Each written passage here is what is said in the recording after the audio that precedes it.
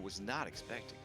Not expecting from all places. I did not expect Genshin Impact to have a super strong story. But man, it did. I was impressed.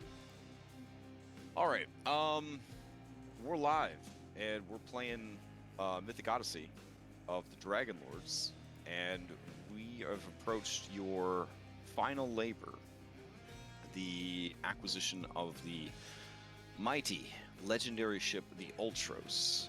It was a long journey to get here, and it will be a longer journey still. We are playing next weekend, but the following weekend we're not playing. So that's why I wanted to make sure that we played tonight, because depending on how long this takes, I didn't want to leave you guys on a, in the middle of some business with a week in between. So, would anybody, for a point of inspiration, like to sum up what happened last week and what has brought you to your current place? I will do that if nobody else is interested. Okay. Anyone else? Going once? Going twice? All right, take it away, Julian. Right. A lot happening. Last session, we started off by being caught unawares by a rather tentacly river octopus. Missionally went after Calic, and we proceeded to have a running battle, or swimming battle, floating battle, something, along the river, which kept getting faster and faster, as if we were leading up to something. Of course, the rafts are being buffeted about. As this happens, people going overboard, people being grabbed and freed by the octopus. It's just a giant mess. At one point, the octopus manages to steal Oren's prized red steel Xiphos, and both myself and Oren, we take various tacks and multiple attempts to retrieve it from the evil monster's clutches. I both get close to the creature and to protect Maya, since it wanted to get familiar with the princess. Assumed a disproportionate weeaboo version of Maya using the Sky Self, and managed to deceive the octopus for a little bit. It eventually figured out that there are certain things that weren't there that appeared to be there, and then got it into position where we managed to drop in a large raft upon it. But it still kept going. After taking 93 points of damage, if we could put, a value to the damage that it took. But it was ultimately Oren that was able to retrieve his sword by grasping it as it was being flung away into the air by the octopus, and letting himself be pulled off by it as he clutched at it as a reaction. I managed to extricate myself and Maya from the octopus and from the river by using Xander's axe to lodge it into one of the rafts and clamber aboard, and maneuver the rafts in such a position that we were able to use an enlarged raft as a bridge right before the drop-off, right before the waterfall, to be able to catch the rest of the party and the octopus sculpted away. We were able to rest a bit, and using the wood and rope from the rafts, we were able to lower ourselves down to the lake, making final preparations, and presumably the Ultros appeared. Gangplank was lowered. It's all kinds of spookiness, and we're not quite sure what exactly is going on, but the ghostly form of Dianthus appeared just as things were concluding for the evening, and it seemed she had some very important information to impart. All right, yeah. Go ahead and take DM inspiration.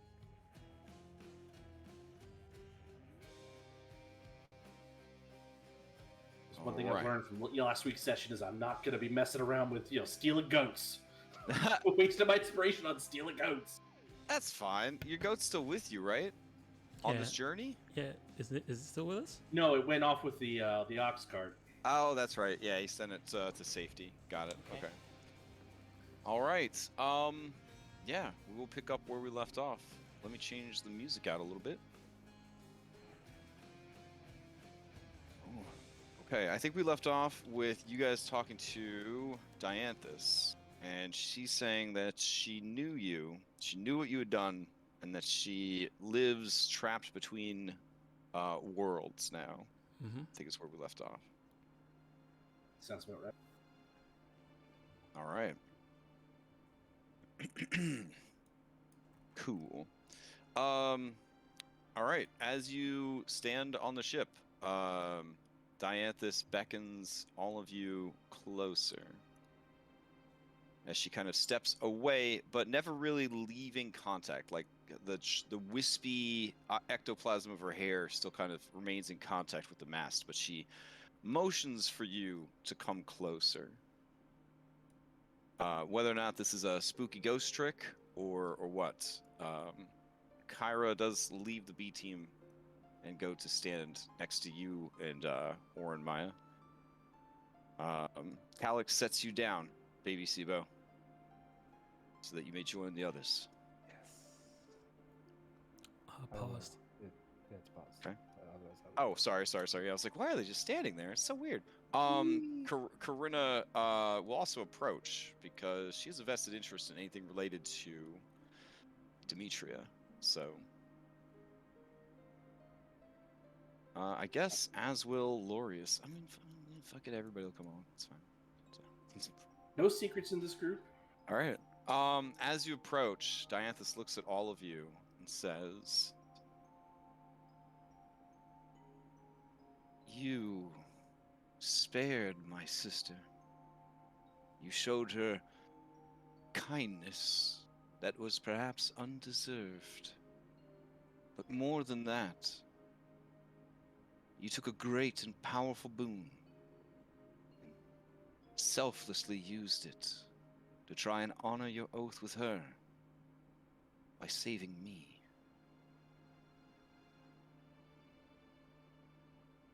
I will show you how I met this fate, that you better understand what lies ahead." And her eyes kind of glow, sort of brightly, and she motions with her hand, kind of does like a sweeping gesture, and you see like a ghostly sort of pollen kind of fling from her hand in a spray and settle over you guys. And in that moment, you are no longer there. You find yourselves in a mossy grove.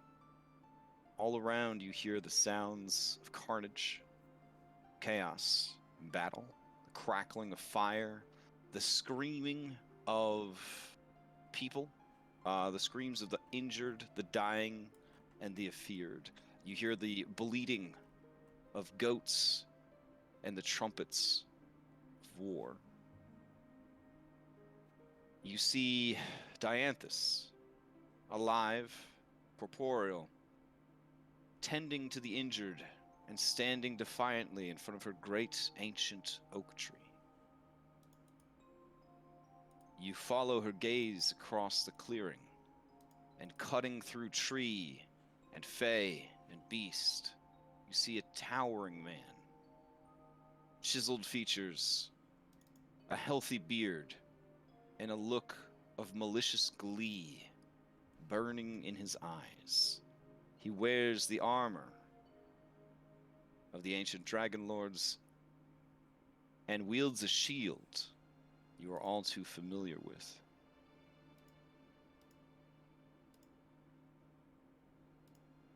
The shield raises as a mighty treant approaches, smashes the shield in twain. He tosses it down, pulls out a mighty warhammer, and wielding two weapons, quickly ends the life of the treant, felling it like the tree he has come to fell. He steps past the bleeding sap of the dead treant, taking but a moment to spit upon the area of the trunk that serves as its dying face. He kicks goatlings and small fairy-like creatures aside, chuckling to himself as war rages above and below the forest. Dianthus stands resolute, her eyes locked on his. And as he comes within striking distance of her, she says, "I know why you're here, and I will not let you fell this tree. I would sooner die than let you take any more than you have already taken." The man smiles grimly, says, "That's good, because I wasn't going to keep you alive anyways."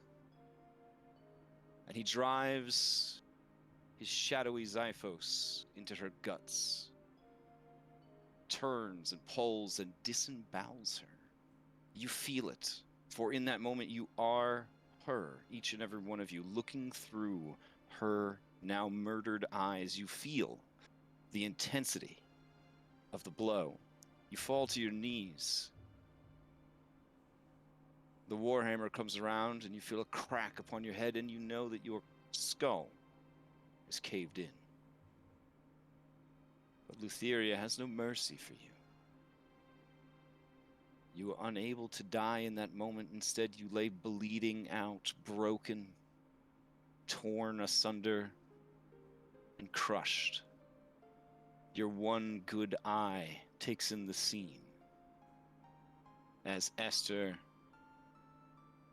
and his followers bring in the axes and go to work on the tree. Bound to the tree, you feel every cut. You feel every tooth of the jagged saw blades as they begin to make their way through the trunk. It lasts an eternity. Because even once felled, the tree lingers, holding on to life. Dianthus can do nothing but go to it and try to comfort it. In doing so, she becomes trapped in the tree. The tree that now stands before you as the mast of the Ultros. With a shuddering breath, each of you opens your eyes. And as you look around, you see that Dianthus is standing there, one hand to her belly, the other to the side of her head, as if remembering those old wounds. You look about, and the shore is far, far away. You are sailing into the dark of the lake.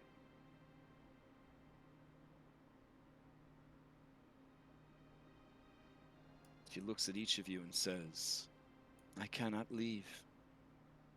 I am bound. To know that part of me yet again lives is a torment. But perhaps someday, when my work is done, we will finally be reunited."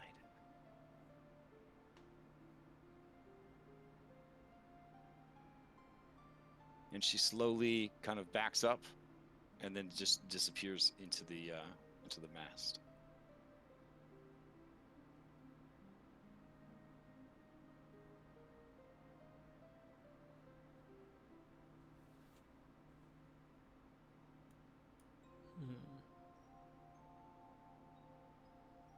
Well, now we know.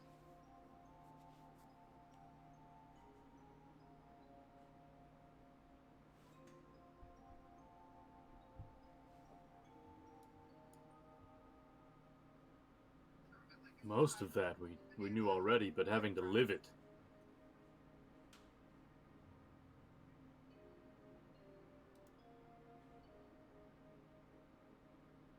The oars begin to move.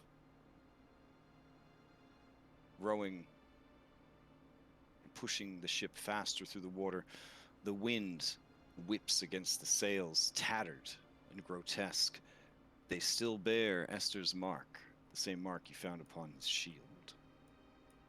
As the oars begin to move, they pump against the water with the steady rhythm of a beating drum, or perhaps a beating heart. You hear that heartbeat coming from below decks. I'm going to go ahead and put a heartbeat on channel 2. It's totally up to you if you leave it on or not. Some people, it really upsets them, so it's totally up to you.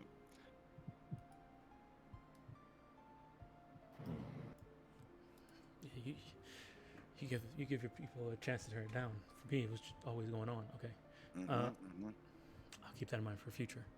Yeah, no, we've had people that comment on the new videos that have heartbeats that it made them physically ill. They were unable to watch. It is a bit under. It's even worse than a milkshake, honestly. Oh, come on. Now there's 2 heartbeats in my ear. Yeah. As you are kind of standing there in the aftermath of this vision, in addition to the oars rowing and the drum pounding rhythmically below decks, you see that there is a wheel, and the wheel is turning, moving with the flow of the currents. Again, this ship is modeled after a trireme, but uses sailing technology from many worlds.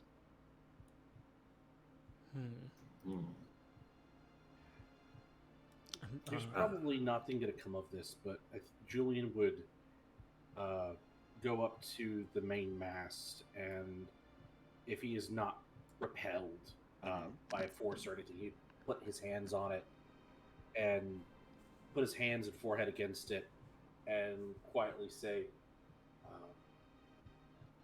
Lady Dianthus, can you hear me? Are you still there, or was your vision too taxing to share with us? You sense a presence within. Your forehead and hands feel damp. Okay, I'll leave them there, and I will ask. You said you might be rejoined with your form someday, and I understand it is a pained existence, but could you show us a path to doing so?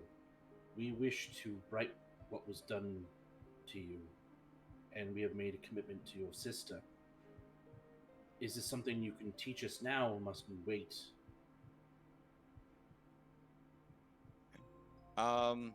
You feel the spirit within the tree tense a bit, and then you hear a voice from over at the helm, and it says, "Oh, don't be bothering her too much. She must prepare for our great journey." Okay. Out of character. Do we know where we're going? Sorry, I'm late. Oh, no. We actually started 10 minutes late. You did miss too much. Okay, 10 yeah, I minutes, slipped in. the recap and all that jazz. Okay, yeah, I slipped in like partway through the vision, so I think I got that. You were immersed. Yes, I was. Warren Briggs comes out of his trance. Apologies ahead of time. This is a very cutscene heavy part of the adventure. There's going to be a lot of cutscenes like that. All right, no problem. Warren will turn to Kyra and say, Kyra, if you've been on this ship before, do you know where I haven't been on Dianthus- this ship before. What kind of... What? Whose voice was that? Well, did you think it was mine? I mean, you're very good at changing your voice, right? Oh, yeah, I just pretended to be a salty sea person It kind in the middle of all this. it kind of sounded like your father. You, a bit. you hear a voice over from here, and it says, "Oh, don't be fighting now. We need the crew to be getting along, you see. The captain, he don't like infighting amongst the crew." Looking at the sound where it sounds coming from at the wheel, do I see anybody there? You can give me a perception check. All right. Perception.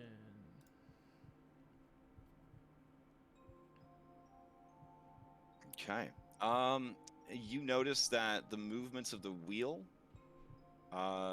it would be a very short, not super short like Sibo, but a pretty short person is probably operating the wheel invisibly.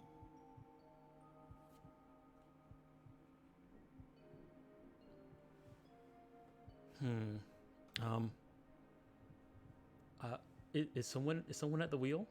I want to step a little bit further. Yeah, I've got the wheel. And you see a grotesque undead dwarf kind of manifest. He is dressed as sort of almost like a nomadic raider, kind of wearing the skins and furs and kilts of the northern raiders of the mainland of Thylea. Those who rejected the civilized ways of the settlers and quote unquote went native, basically adopting Titan worship and more primitive nature / combat centric lifestyle. He is also a dwarf, it's worth mentioning, which I think I did already. Tell by his Yeah. exact saying it. Captain, where's our heading? He is the captain. Unless he's Oh, you flatter me. He's the one on the wheel. I mean, I don't know. That's what you call a helmsman. Helmsman. The name is Davos. I serve proudly under Captain Arkelander. And where are we going, you might ask? Why, we're headed to Mytros. Wait, did you say Captain Arcalander? I did. Is the captain on board? Oh, it's a big ship. He's around. Yeah. Oh man, I gotta be awkward. Mm-hmm. Don't worry, I can helm for a bit before my concentration is required. You're new to the crew, so gather around and I'll enlighten you a bit. Do I recognize the name Davos from any of my From history, Davos was the helmsman of the Ultros. He was defeated in battle by Esther and was one of the few people Esther spared, because in battle against Esther, he almost critically wounded him. Yeah. Oh wow. Okay. Yeah. He almost critical. Okay. Yeah. I'm gonna hide. The Esther fanfic over here. Yeah, and even as he lay dying, he showed no fear of Esther or the Dragonlords. So Esther pardoned him, Wookiee life debt, the whole deal. It's kind of what we did with Telemachus. Yeah. Love it.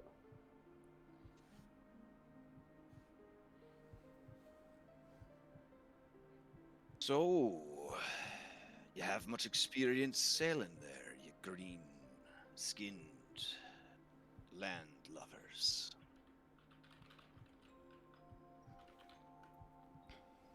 Some of us do. Julian will gesture back towards Andronicus. Sibo.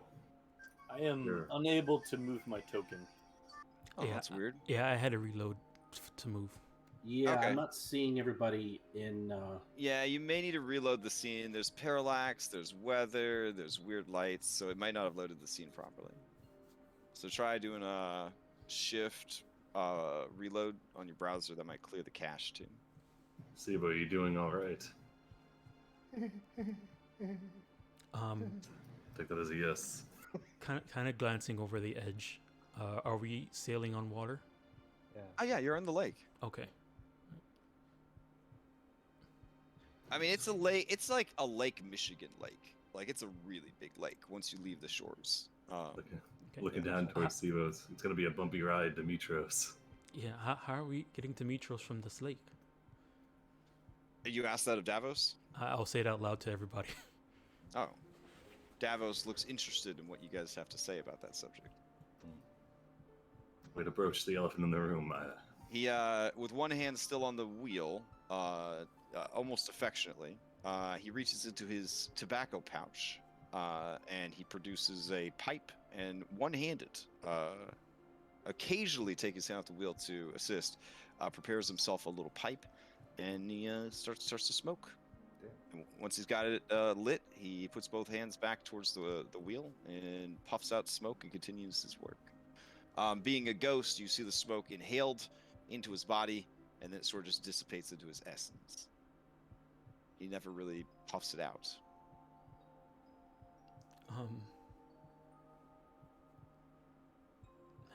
Helmsman Davos. Aye.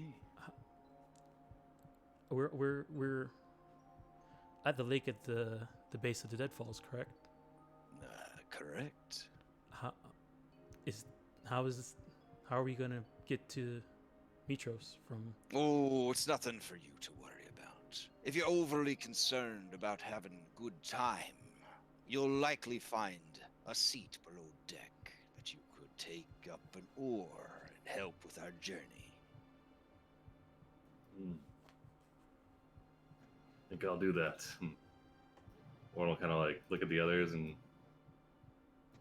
he'll go and head below Do you deck. see that there is a stairway that does lead below decks? I'm gonna stick behind Orin and follow him. But then as we're going down the stairs, so are we gonna check out this heartbeat?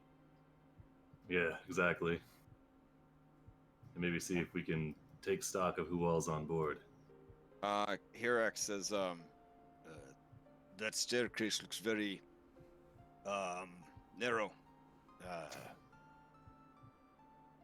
I have heard that the belly of these ships is often small. Perhaps Kalik and I should stay up top.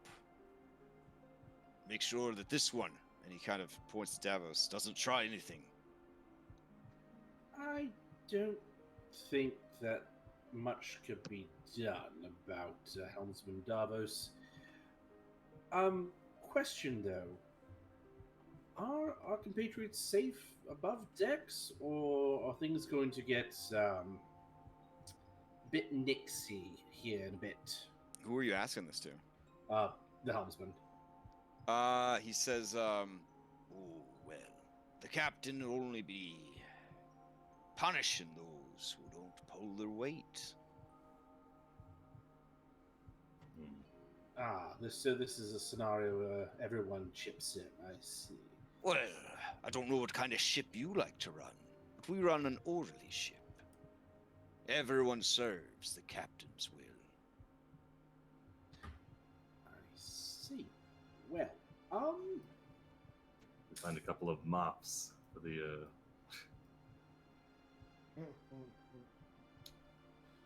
I mean, when you this say place has a everyone mast. serves, This place has a Is sail it a too. situation where we are bound to the ship, or are we merely obliged to assist if we know what's good for ourselves? He chuckles at this statement. Oh, you like to use them fancy words. Well, there's at least one person on the ship that'd love to turn your ear a bit.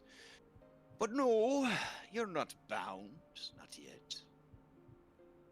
Not yet. Any mops within view? Rooms, There are no perhaps? mops within view. I think that maybe we should go seek out the captain and get a better understanding of how all this works. I can have Sophia sit out here and let me know if there's any trouble. Sure. Yeah. Atticus, keep him in line. Oh, Atticus gonna stay up here too? All right. Yeah. I want him near the captain, or near the helmsman, sorry. Oh, sure. Yeah, he'll just hang out by this chair, I guess. Yeah, Atticus climbs up on the chair. Yeah, there's literally a fucking throne on the back of the ship. Oh no! I don't see- Dear God. Oh no! Yeah, the throne is carved of heartwood, and it is very intricate, depicting a great number of skulls from different species in various states of puncture or crushed. I see. Good stuff. So, with Julian's training in Arcana, would he know that probably not much could be done against Davos if he were to try and do something? I mean, Sivo did research on and Maya, I believe, did research Yeah. on Well, it's not so ghosts. much Davos specifically, but the fact that he's, Revenant or a ghost or something. Yeah. It's not even so much as Davos, the hundreds of Yeah. ghosts that are using the. So you feel like it might be like attacking one wasp while standing next to the nest.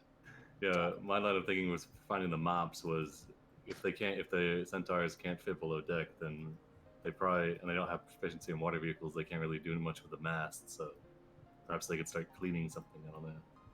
You could man the anchor. Just the only. Hold on to it until you need us to throw it.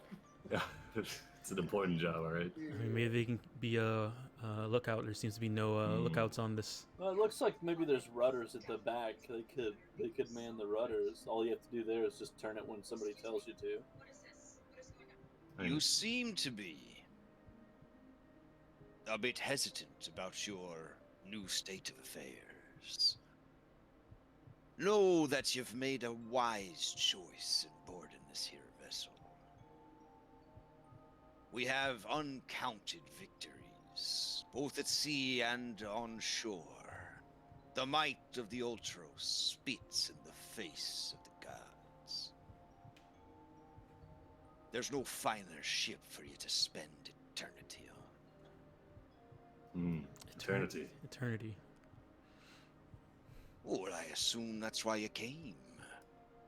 You wanted something more than you had before. You wanted to live forever.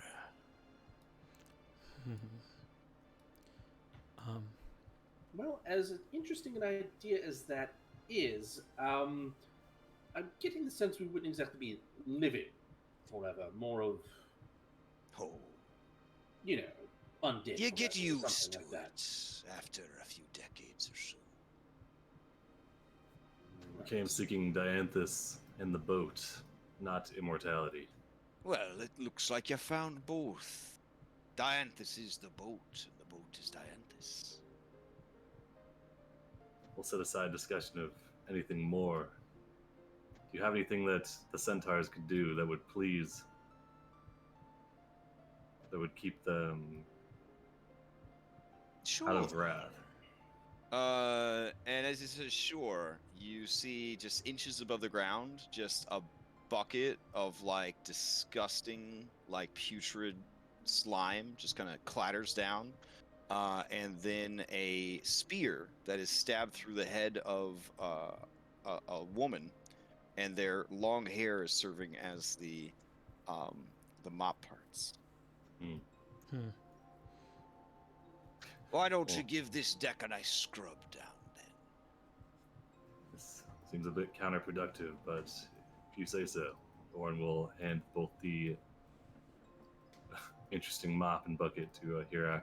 As you grab the mop, the eyes kind of roll about and then focus on you.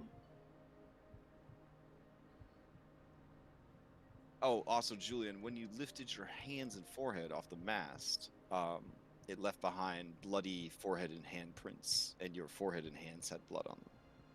Kind of figured as much. Can I prestidigitate the blood away? Sure. Okay.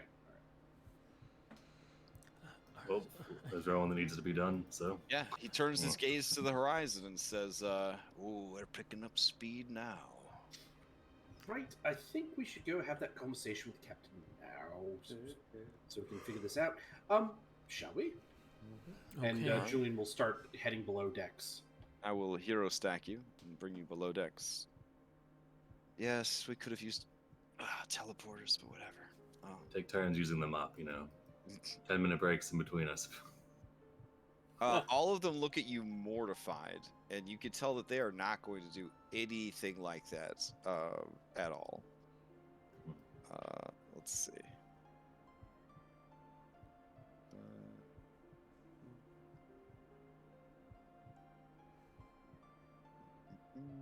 Sorry, Just have it nearby, just in case, Just gotta load up the scene real quick. Okay.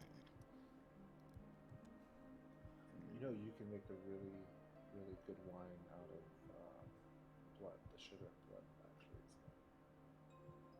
Blood wine. Yep, blood wine. Yeah. We can make blood pudding. It takes a lot more than you would normally need for other. Anyway, it's As you head below decks, you should just see this one room, or absolutely nothing if you don't have dark vision. yeah. I honestly must. Okay. Yeah, I see this one room. Will. Might need some light, Sibo. I will do a light.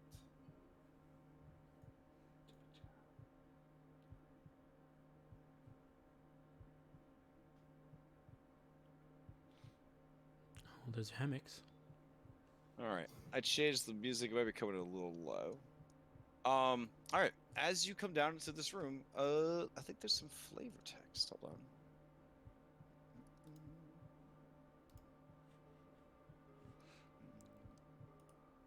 Turn the heartbeat off now. That's enough. Let's see. I feel like I'm watching the Yeah. Kraken dungeon with his heartbeat. I turned it down for the viewers. fair That's enough. for the best, yeah. Yeah, it's there, but it's up to your imaginations. All right. You enter a large room with several hammocks, gently swaying with the motion of the ship. The room is otherwise bare, but one of the hammocks looks like it is bearing an inordinately large amount of weight. And that would be this one right here. Wait a minute. Are you telling me that they make ship maps that have the hammocks that aren't drawn in Roll20 marker? This particular ship, yeah. But this is only where the officers would sleep. The actual crew, this actually has like, I think 5 decks. It's got the top deck, it's got the rowing deck. No, it's got the top deck, the rowing deck, it's got a hold, and then it's got the bilge. So, more than likely the crew, when they are allowed to sleep in life, would have slept down in the hold probably. You said there was some extra weight here? Where's the heartbeat still coming from? Is that still farther below That us? is on the other side of this door, next to Kyra and Maya, and the other side of this door down here. Okay. There's a cat on board too. Hey, it's not mine. Skeleton. No, yeah, that one Yeah, was so mine. this particular one has a tremendous amount of weight, and you hear some snoring coming from the hammock. Well, best not to disturb anybody. Well, that's, All right, Orin, as you open the door, you see a great many spectral forms hard at work, rowing the ship. That's all right. You also see a mighty drum on a raised platform that looks down upon the rowers, and something is pounding out a rhythm on the drum. The drum is like right around here. Do you want pump on the super soaker? Julian, you should check on that bunk over there. Yeah. As you stare at the drum pounding, you see a 6-foot-tall woman who has no eyes, just flat skin, nothing's there, and her mouth is just stretched wide with tentacles that are forcing their way out of her body. She is keeping a steady rhythm on the drum that the rowers seem to be responding to.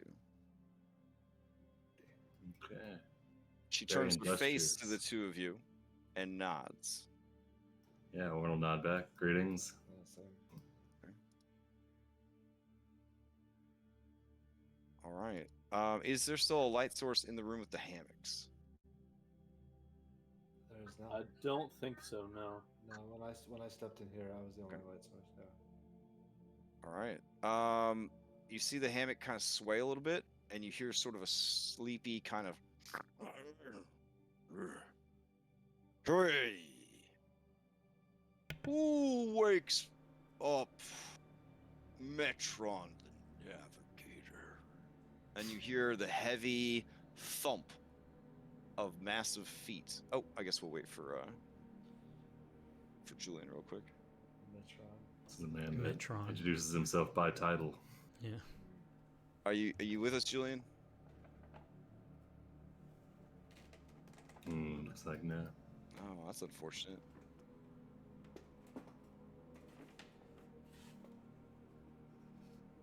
How would you spontaneously lose sound?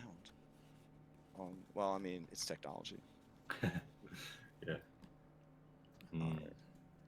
All right. I'll pause it till he gets back. Hold Okay. on. We'll give him like, I don't know, a minute or two. If you can't get it solved, we'll just power on, I guess. Julian, can you hear us?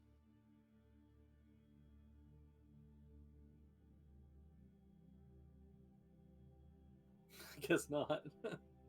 He's probably so frustrated right now.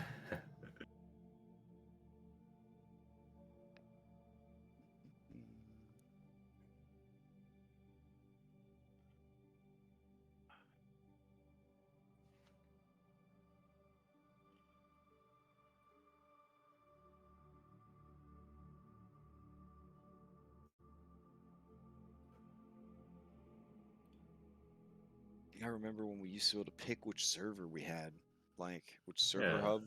Yeah. Got like a tier 3 turbo and we can't pick a Discord server. It's like, what? Yeah. Julian, are you back?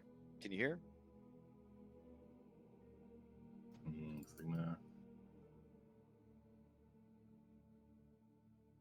Oh, now he has no headphones and no.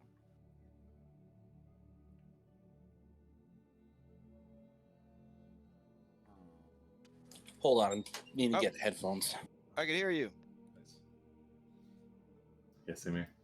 Something funky happened with Discord on my computer, like it's cut out. I'm on my phone right now. Okay. Well, welcome back. You could go to Task Manager and kill it and then try to reload, but this works too.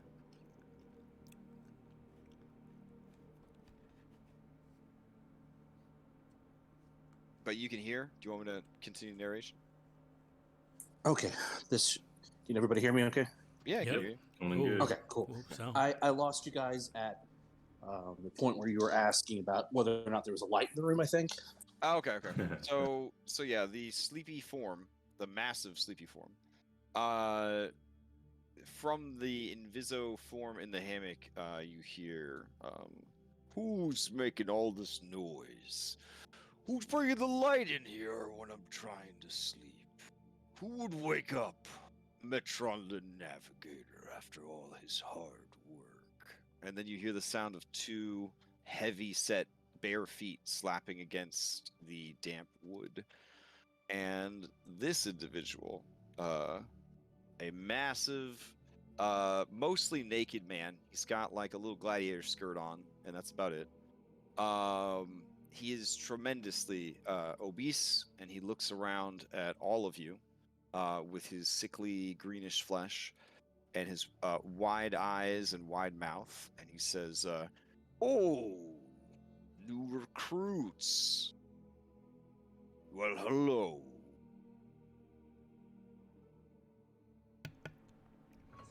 And you can Hi. move about the cabin Hello. if you'd like. Oh, I'll step up to shake his hand, I guess. all right. Yeah, he grasps your hand in his and shakes it. It is there and not there. It is warm and cold. It is dry like parchment and wet like a moist sponge. Oh, well, hello. You look delicious.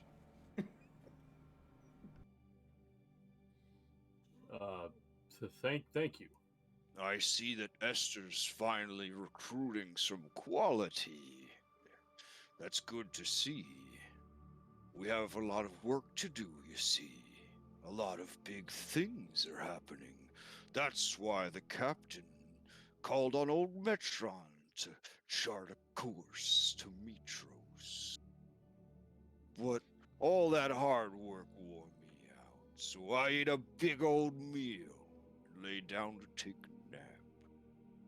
doesn't really work. I can't actually sleep or taste the food, but I like to pretend, you know. Yes, it's the thought that counts. I wasn't always like this, you know. Really? No, but you see, even a man as great as the captain has weaknesses, you know. And this captain, is it Esther? Of course, Esther Arcalander, the greatest of all the Dragonlords. It's been an honor to serve. Just don't let his brother hear you say that, am I right? His brother's kind of a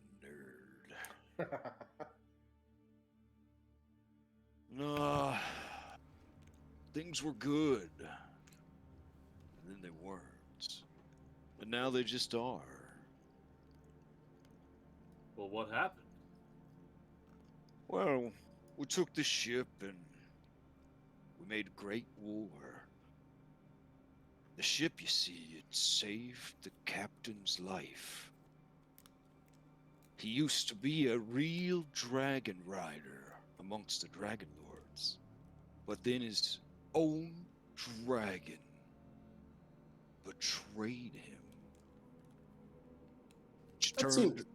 She turned away from the path that they had set out upon together and abandoned him. That seems a bit surprising, but hard to believe. You know what they say about lizards? They're treacherous. He guffaws at that one. What did Esther do? Esther did what any warrior would do. He fought and he killed. He tried to fill the empty place that was filling up with sadness and loneliness. But without the skies, work was slow. And that's when he hit upon the idea for the ship. It came to him, he said, in a dream. And so we marched upon the Feywood, the Old Wood, the fairy-filled forest, and, well, we did the work that needed to be done. The work that no one else saw fit to do, but needed doing. And we built this great ship. And we used it to win so many battles that we turned the war into the favor of our people. This is the same ship that sailed against Sidon and his tower in Praxis. This is the ship that brought about the Age of Peace. But in peace, a warrior finds no solace, you see. The captain's broken heart haunted him. We would sail and make war where we could, but his spirit was broken, you see. Without a war to fight, without a cause to champion. What was the point? And that's when one fateful night, Thylea herself rose up out of the waves, visited our fine vessel.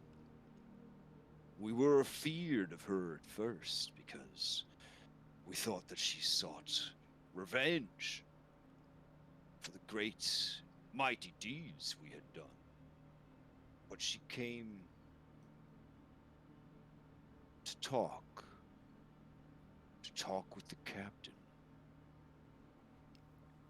She offered to make him the mightiest warrior that ever lived, that no man's weapon could ever fail in battle. An immortal champion. I don't know if it was her beauty or her words, or just the emptiness he felt inside, but he took the deal. And in the way of the old folk, the Fey folk, the ancients, he and she went to his cabin to consummate the oath.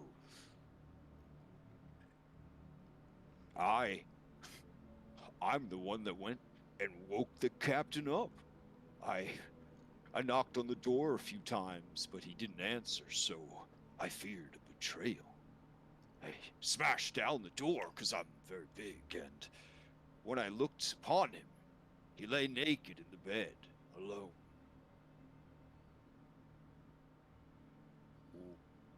Weeping. And he kind of looks around nervously, like, probably shouldn't have told you that part of the story. And then he says, I went to him. I said, Captain, is everything all right? And that's when he stabbed me right through the gut. And he kind of motions to his stomach, and you see this horrible, like, mutilated scar in his stomach region. He gutted me like a pig. Not fatal, not at first. I staggered after him and watched him go to work on the men, the women. One by one, he killed every single one of us. And one by one, we all got right back up. And when we did, we knew, more than we ever had before, that his will was our will.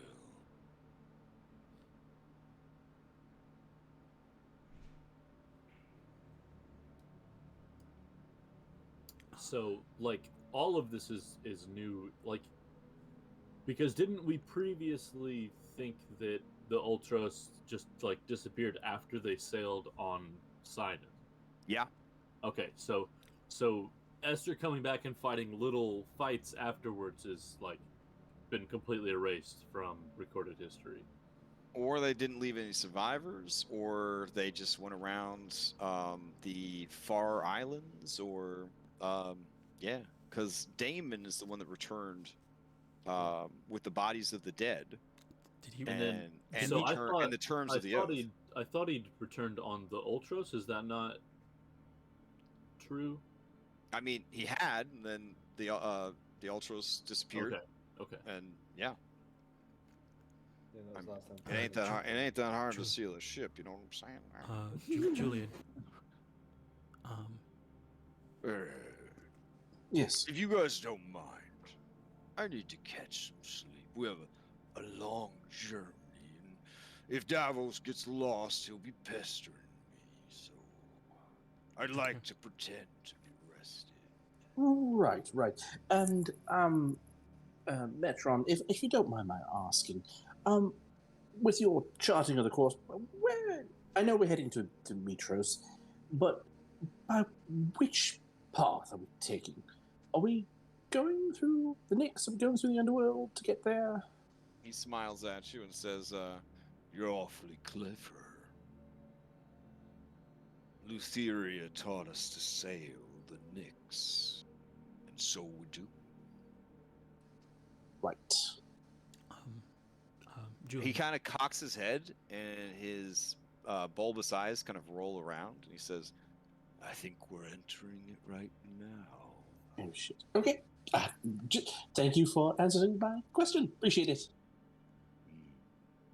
I'll be seeing you around. It's a big ship, but every decade it feels just a little bit smaller. I want to go up next to Kira and say, did you know that Esther's dragon abandoned him? I didn't even know that was after the Yeah. oath. that was... We talked about that at Telemock. Sibo covered all that when he was being a tour guide. Oh yes, I think I must have tuned out after what? after the fifth grave. Didn't you cover that, Sibo, with your Yes. tour? Yes. Yes. Julian, in his story, he mentioned that Esther went through and killed all of his crew, and when they arose, they knew that his will was their will. If we were supposed to be joining the crew, then I'm not sure where this is. We might like where this is going. That was sort of my thinking as well. I'm very much afraid that we might meet the same fate as old Metron over there. And I don't know about you, but I'd like to go on living. Me too. Glad we're on the same page. Andronicus, why don't you come along and let's see if we can't find the captain and get this all sorted out. Oh, Yes. Let's just be very, very cautious. Absolutely. Perhaps you should talk, not I. And before we get there, I'm gonna use the 4 skulls of protection against good and evil. Oh, yeah, probably a good call. Wait, do those require no, how long- concentration, or they do. those are only good for 10 minutes? Yeah, each one is just because it's from a scroll doesn't mean it won't require concentration. Right. Okay. So, as a reminder, possession is a thing, like the whole thing with Linus and Astoria. So, if I can only do one, who does it need to be on? So I can cast. I can just cast the spell on myself, or I can use the scroll so that it doesn't. Julian, as you kind of lag behind, excuse me. Sorry, I'm having computer issues tonight. I do apologize. Like I'm trying to reload right now. Oh, okay. You want me to move you with everybody else? Yes, please. Sure. Or would have been trying to get like a relative head count on how many specters they got down here. Oh, 100, yeah. 150, 200. You'd also be looking this undead drummer, looking for any armaments, I guess. I mean her dual hammers. Okay, she's using hammers to play the drum. All right, I got you. I look at my light hammer. I mean, there's at least 100 specters. Yeah. Well, we have 3 people who can cast it. Well, Well, 4 there's maybe. 13 per group, and there's 1, 2, 3, 4, 5, at least 6 on each side. Can Kira cast it? Yeah. could Cast she use one? the scroll? Sure, yeah, I can cast one. It's fine. Okay, so I'm gonna say that like Andronicus cast it on yourself. I'll cast it on Orin. Maya cast it on yourself, and then Kira cast it on Julian. So that leaves everybody but you with protection. Well, so here's my thought. He's probably not going to give 2 shits about possessing the halfling, who looks really puny and weak. He seems On the like plus side, you only have 2 spell slots. All right, on the plus let's side, do only this. 2 spell slots, and in a D6 burnout. So he's probably going to take that into consideration as well. No, but I think he values strength. I'm probably not in danger. That's fair. Yeah. Yeah. So I'll give. Maybe we should protect Kyra too. So then, yeah, either Maya or Julian would be also unprotected. I think probably Kyra will be okay. I mean, there was no oath between Kyra and the Dragonlords. Well, I just meant all of her saves are going to be better than all of Yes, ours. that'll be okay. She's just a very wise individual, you know. She does see double paths with him, so something also to take into consideration. Okay. So I protected. mean, I'm standing right here, Sibo. So she seems to have a past with him. Okay, so it's gonna be. Sibo, we don't need to, put all this business out. Let's just get this locked down. Let's get the ship locked down. This guy right here was looking. Wait, at are you saying that you also slept with Esther? All right, hold on. A second. Julian's just gonna make a face and say nothing at this, but just like, oh come on. Not in front of the crew. Out Come on. of all of the Dragonlords. Hold on. Julian, you don't want to know, but you know that yes, your mom slept with Esther.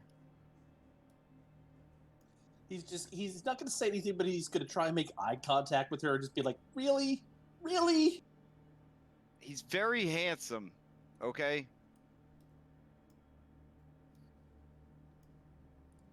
Oof. A lot of ghosts down here. It's going A through lot a, of bad, ghosts. Scary amount of a bad ghosts. person phase, Steve-O kind Andronicus. There's a high likelihood that we're gonna have to fight a lot of ghosts in the near future. Just letting you. It's okay. It's all right. It's fine. I No don't big like deal. fighting. Don't like fighting ghosts, Andronicus. All right, up ahead, you see that That's fair. there's this, a wall, there's a passage to the left and to the right. I think there's some more flavor text. Hold on.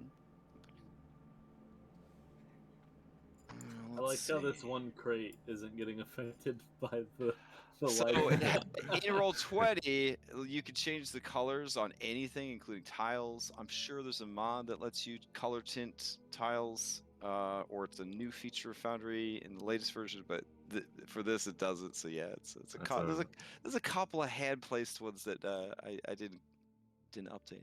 That's a recent addition right there. They just picked that one up last week. It's not been fully ghostified yet.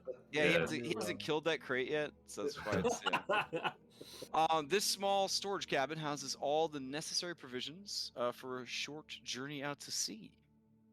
There is an ancient chest in the corner, but it does appear to be locked. That's the chest in the corner is right there. Yep. I mean, I feel like we shouldn't rob these people. Yeah, I'll pass. I mean, the goal is want to to take possession rotted. of the boat anyway. Yeah, right? not a good idea. All this equipment's dead and rotted as well. So. Quick question. This is Yeah, actually. I mean, if you were to check any of the supplies, it would be like classic, like 80s horror movie, like just full of fucking maggots and beetles and shit like that. Yeah. Oh, So basically, actually, SIBO food. It's just full of SIBO. I've seen any grappling hooks. Do you see any grappling hooks? Yeah, there would definitely be a grappling hook in there. Or an eye. Crash, is it a he new doesn't day take yet? it. Is it what? A new day it a new yet? day? Or is it still the 29th?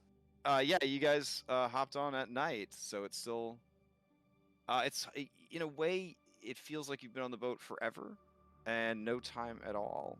But Okay. yeah, is it the 30th? I would say that sure. You definitely worked your way into the 30th.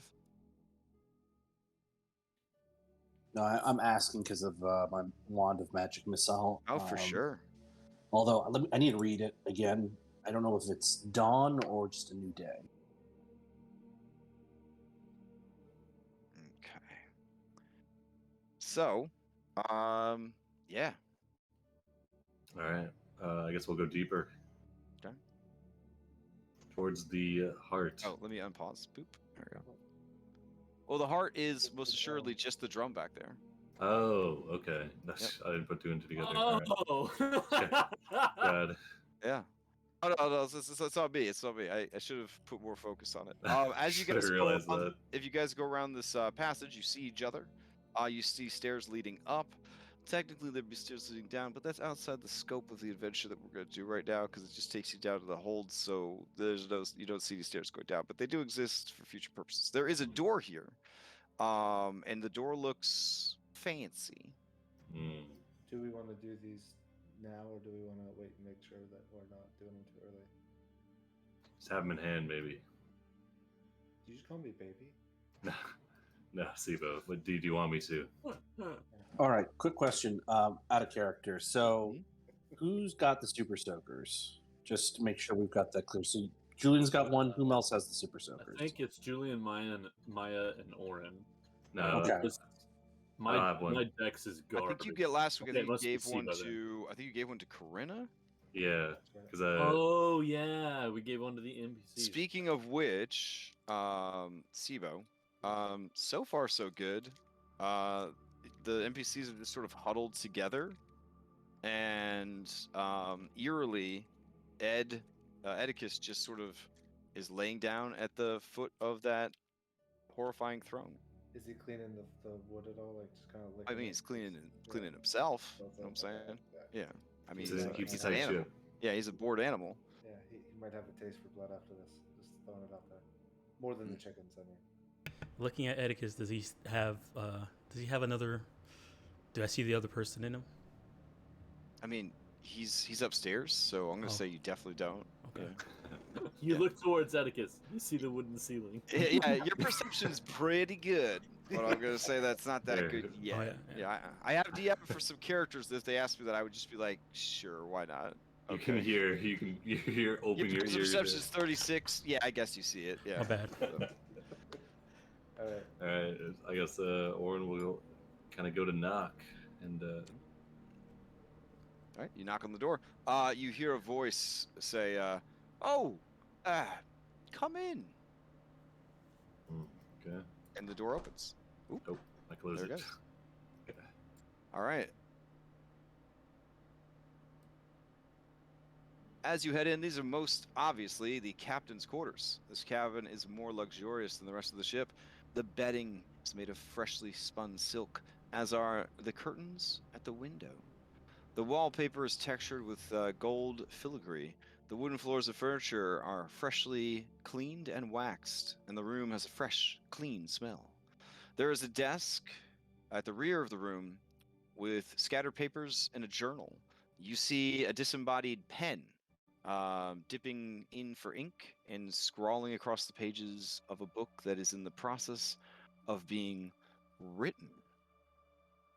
Also in the room, you see inside a display case over here some bomb-ass scale mail looking armor. The scales are a mix of blue and turquoise. And in the case with the armor is a really nice looking sword. It is not a sword that you normally see in Thylea. It is a long, slender blade with a slight broadening towards the tip, decorated with sort of imagery of leaves and vines sort of twining around. We're gonna chuffs. Ridiculous design. It's a long sword of elven make. That would break on impact. Pathetic. Okay.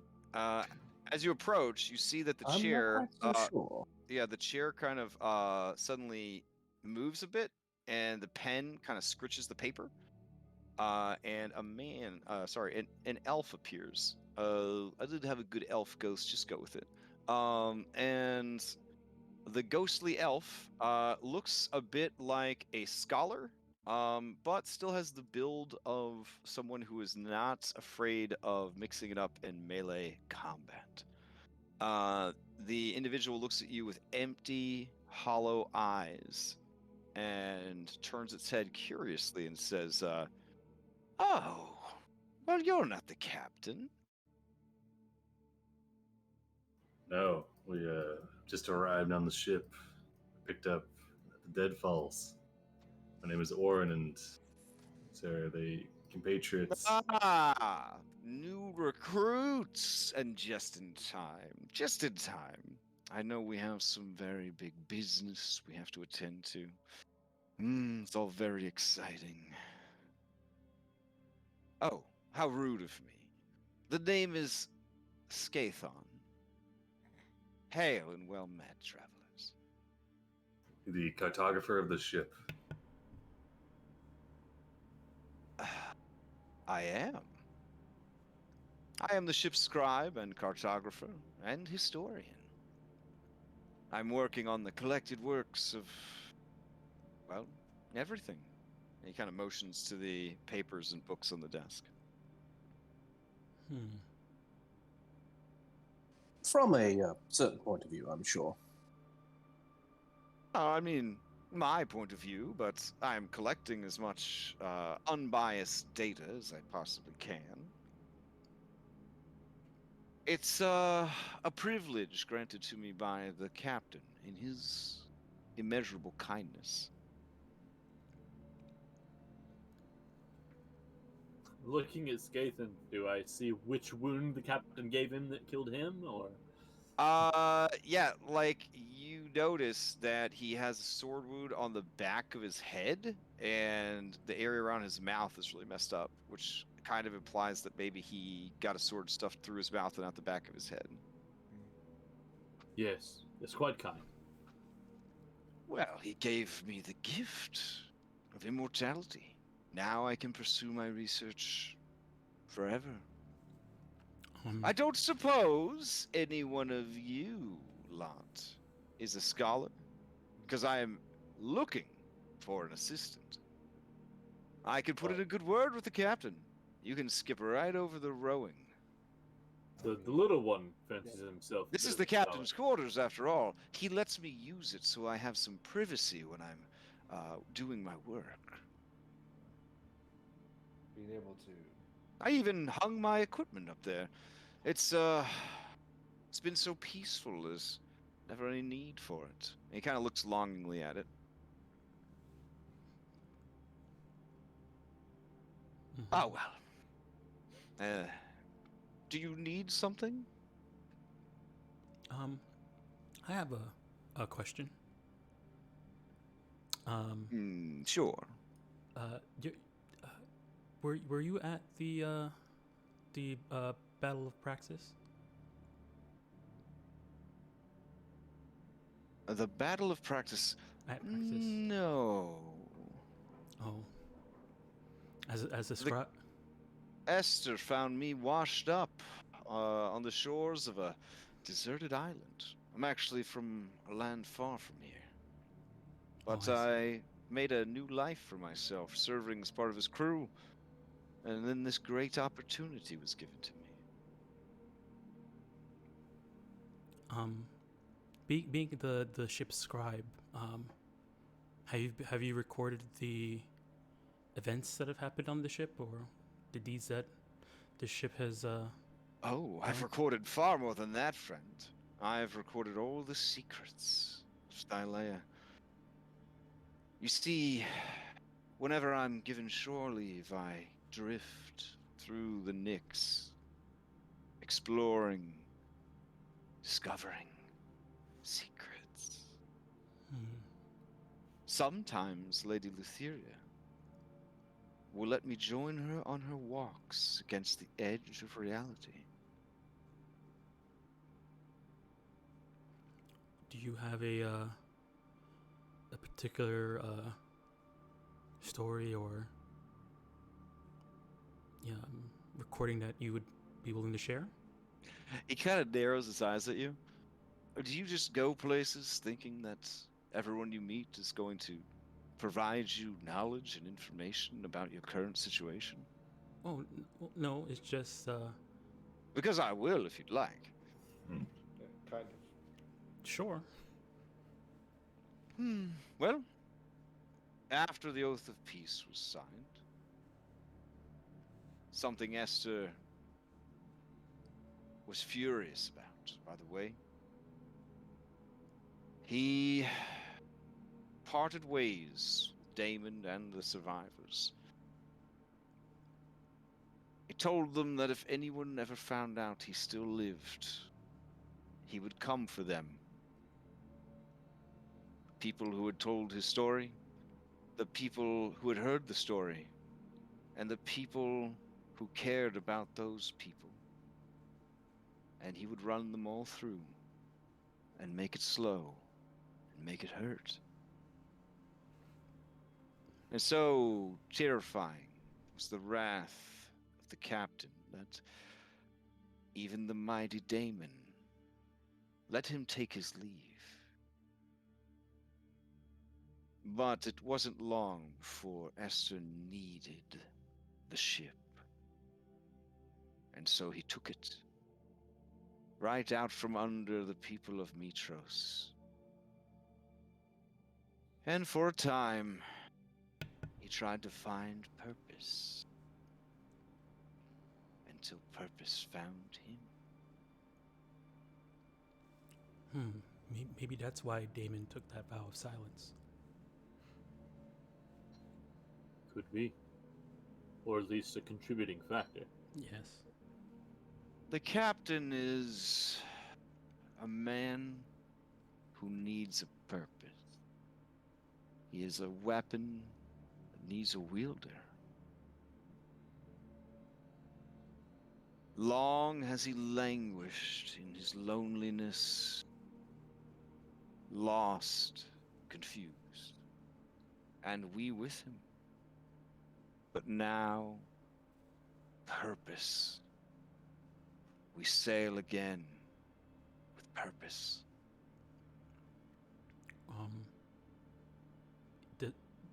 Are you saying that he has a wielder now? He has a goal. And he smiles, and you see that all his teeth are just black. And this was a goal given to him by Oh, Lady Lutheria, I presume? no. The captain claims to have come upon this solution all by himself. And I'm inclined to believe him. Mm-hmm. He is a brute, but he is clever.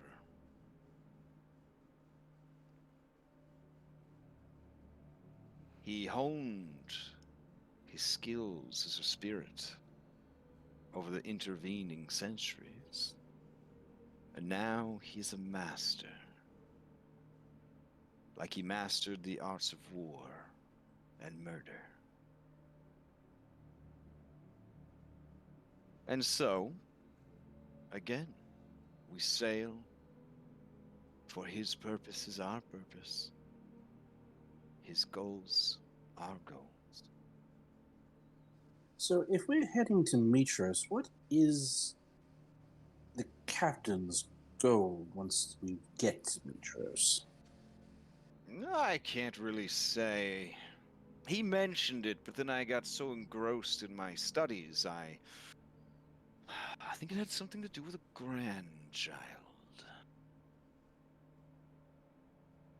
Yes. A great-grandchild? King Castus, I presume. Oh! That's probably what it is. Sure, it'll be a pleasant family reunion. I'm Dig. not so sure of that. Julian, I think this might be a case of ghosts wanting to possess their grandchild.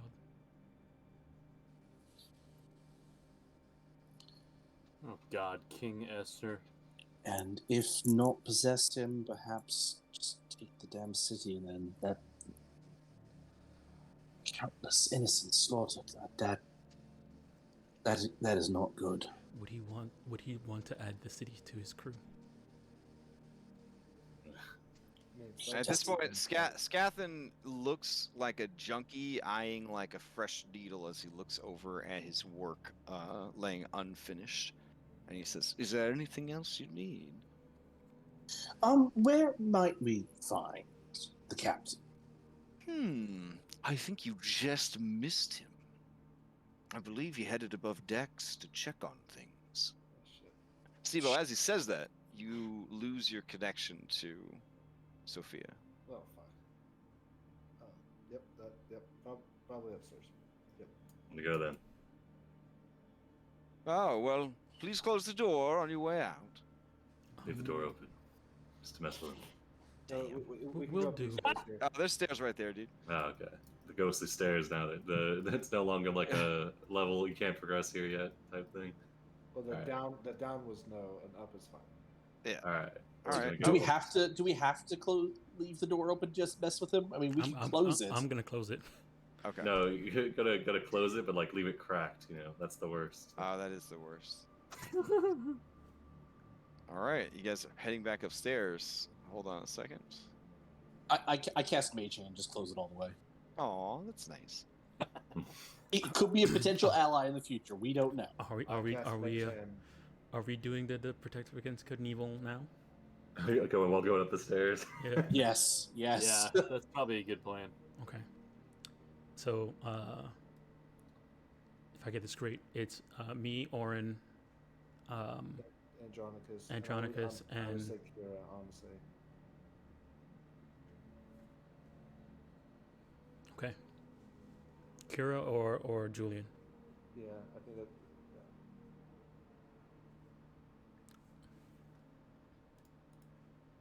Julian, which would you choose if you had to protect yourself, or Kira? Or dear old mom. Oh, God. Why are you putting that decision on me? I mean, it is your decision. Or is not gonna wait around while you guys argue over this. He's headed up the stairs. Fuck it. Protect Kira.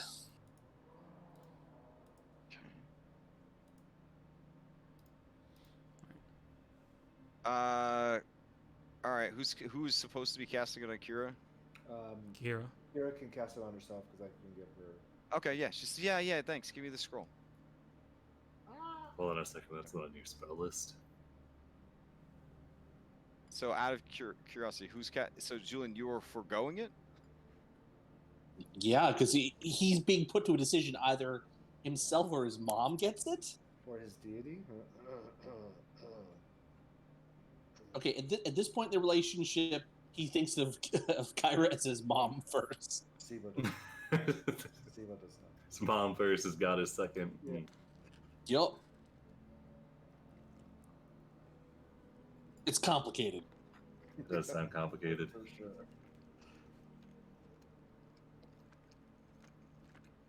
Well, Valix is, of course, Goddess first, lover second, so. Right. I will drop my light when I do that and light a torch. Okay. Just got a couple more things I gotta do because I didn't know how things were gonna go below decks. So. Not that that's a big deal or anything. All right.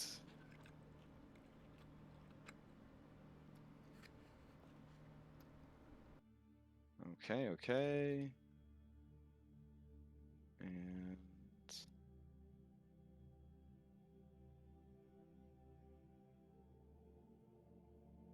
And they will preload.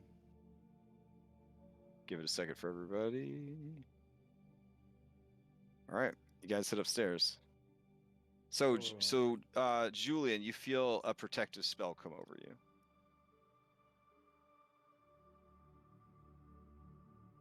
Aw, did mommy cast it on you? Julian looks back at Kyra and She just shrugs. Thank you. You didn't have to do that. So as you guys come upstairs, you do see that all of your team, all your buddies, they are floating like an inch off the ground, and they are restrained as if by some sort of weird magic that is sort of like ghostly shackles kind of thing, and they're just sort of drifting there. Their eyes closed as if they're in some sort of stasis. Sitting upon the throne is a beefcake-looking dude. He has a very, very healthy beard, long mane of hair, but he is spooky turquoise ghost color. Well-muscled, tall. His face looks stern. His eyes look feral, but there is a cunning behind them. And he is seated on his throne, and he is looking at your allies who are bound and chained nearby. And as you come up the stairs, you can tell that he is looking at you, looking at him. And hold on just a sec. Let's see.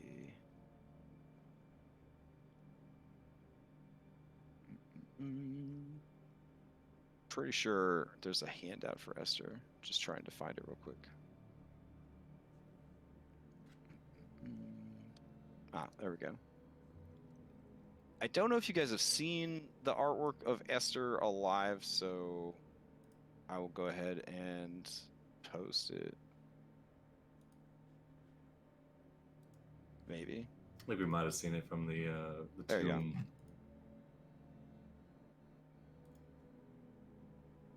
Yeah. Because I think the joke was made that he made sure that there was fresh blood when the guy was painting his picture. So. Finished his time in Aquaman.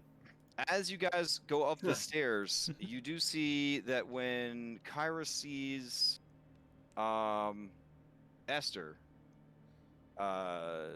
she just loses like all color, like drains out of her face.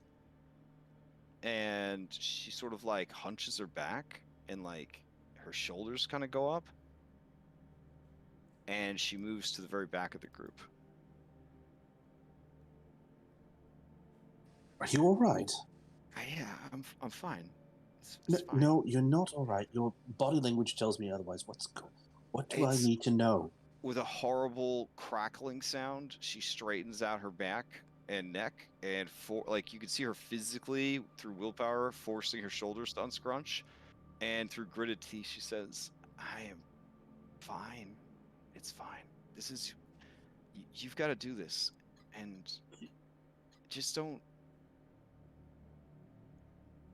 Just don't no. what? No, just be yourself. Do what you need to do. Be the hero that you need to be." I need to insight check her on this. Okay. Kira, after all this is over, we really need to talk about how to properly break up with someone. Julian, are you able to go into secret chat or? Nah, you know Yes. what? I can drop into okay, secret okay. chat. Give me a second. I feel like we're in Scott Pilgrim or something. Kira around, jeez. Or, I have a feeling this one's very much like me and Mercy.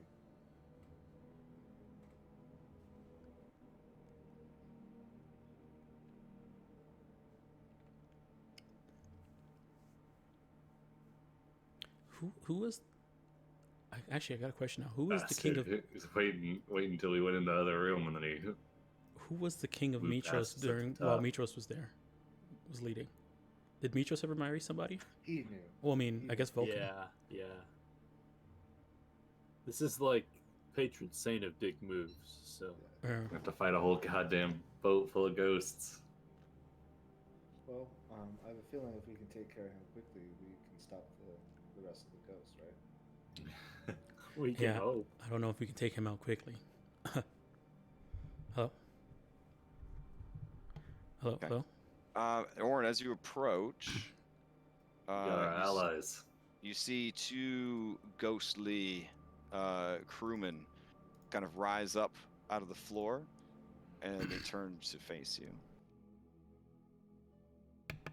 They nod, and then kind of motion towards the captain. Yeah, one's gonna kind of not All quite right. running, but moving. As you get to quickly. the mast, you see two more up here.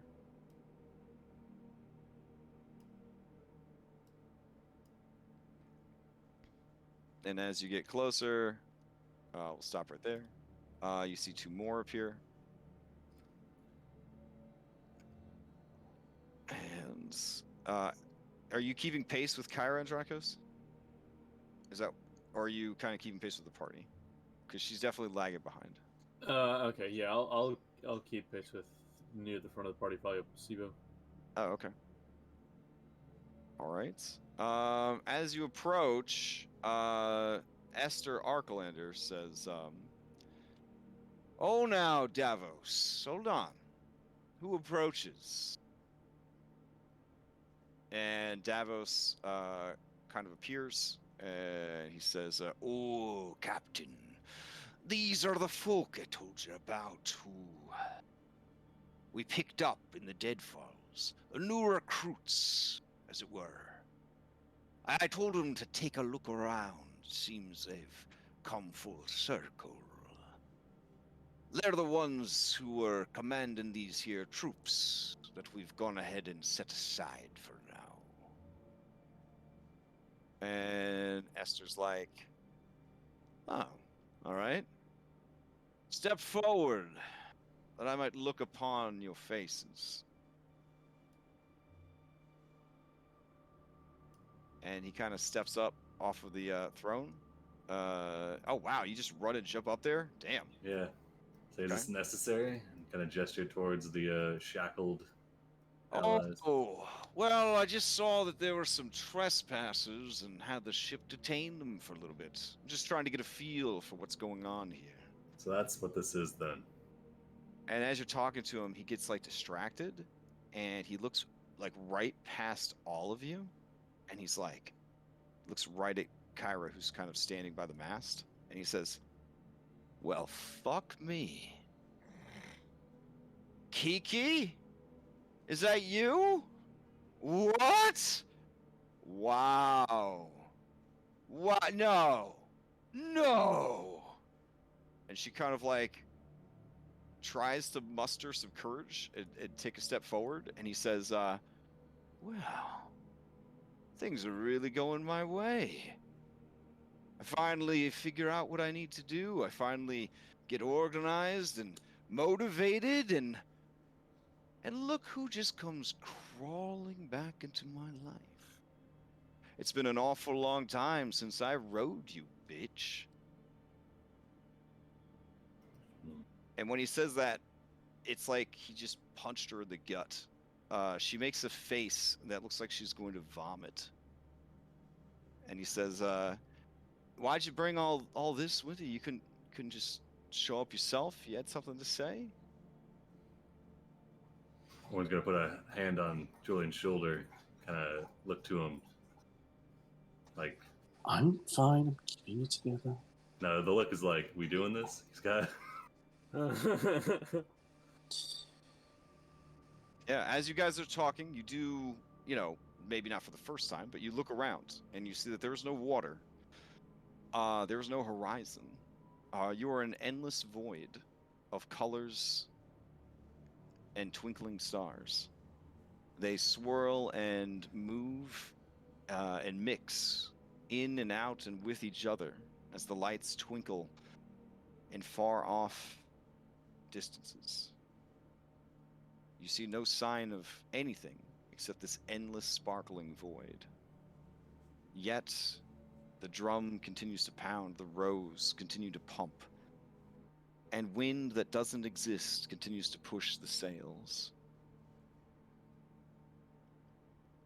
Well, I don't know who you guys are, but if you're with her, I don't even know what to tell you.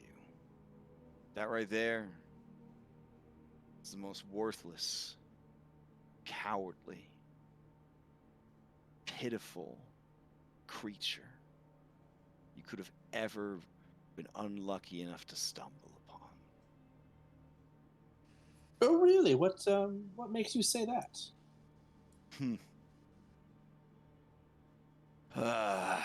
History, I guess. And who are you, kid? Julian will just sort of instantly go into con artist mode and just try and compartmentalize in his head his emotions. Yeah. And sort of take a sweeping bow and say, "I am Julian of Mitros, and my companions here, we are the heroes of prophecy. And you are?"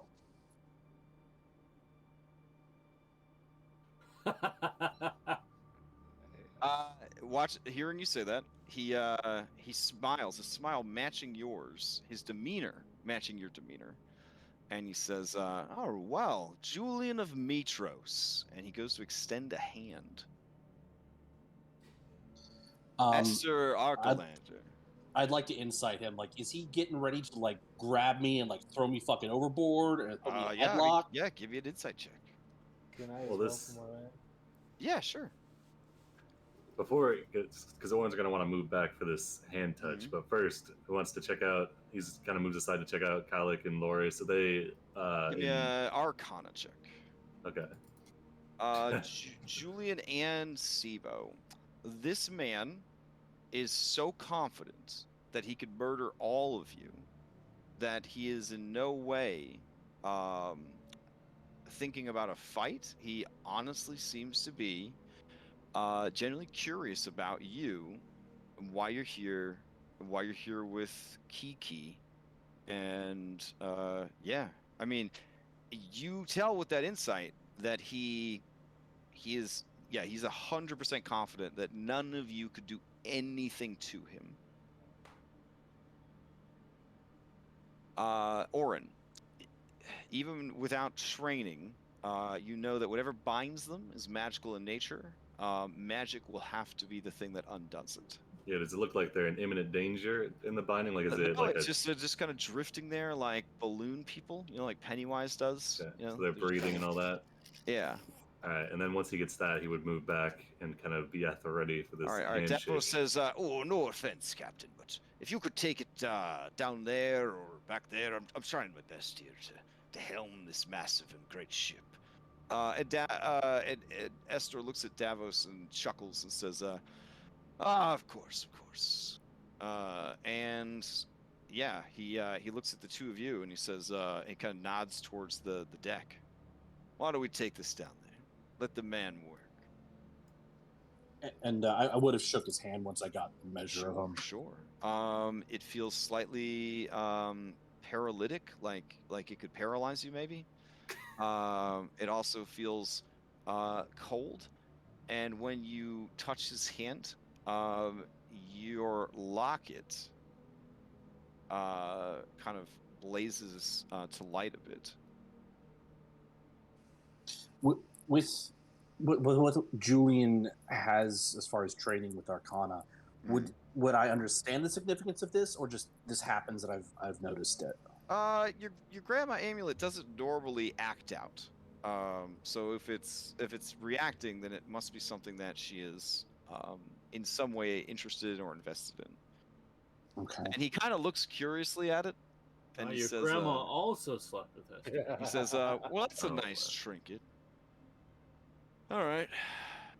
And he heads down to the deck, and he says, "All right, well, you're just gonna stay over there hiding, Kiki? I'm not gonna hurt you. I couldn't hurt you any more than you've hurt me."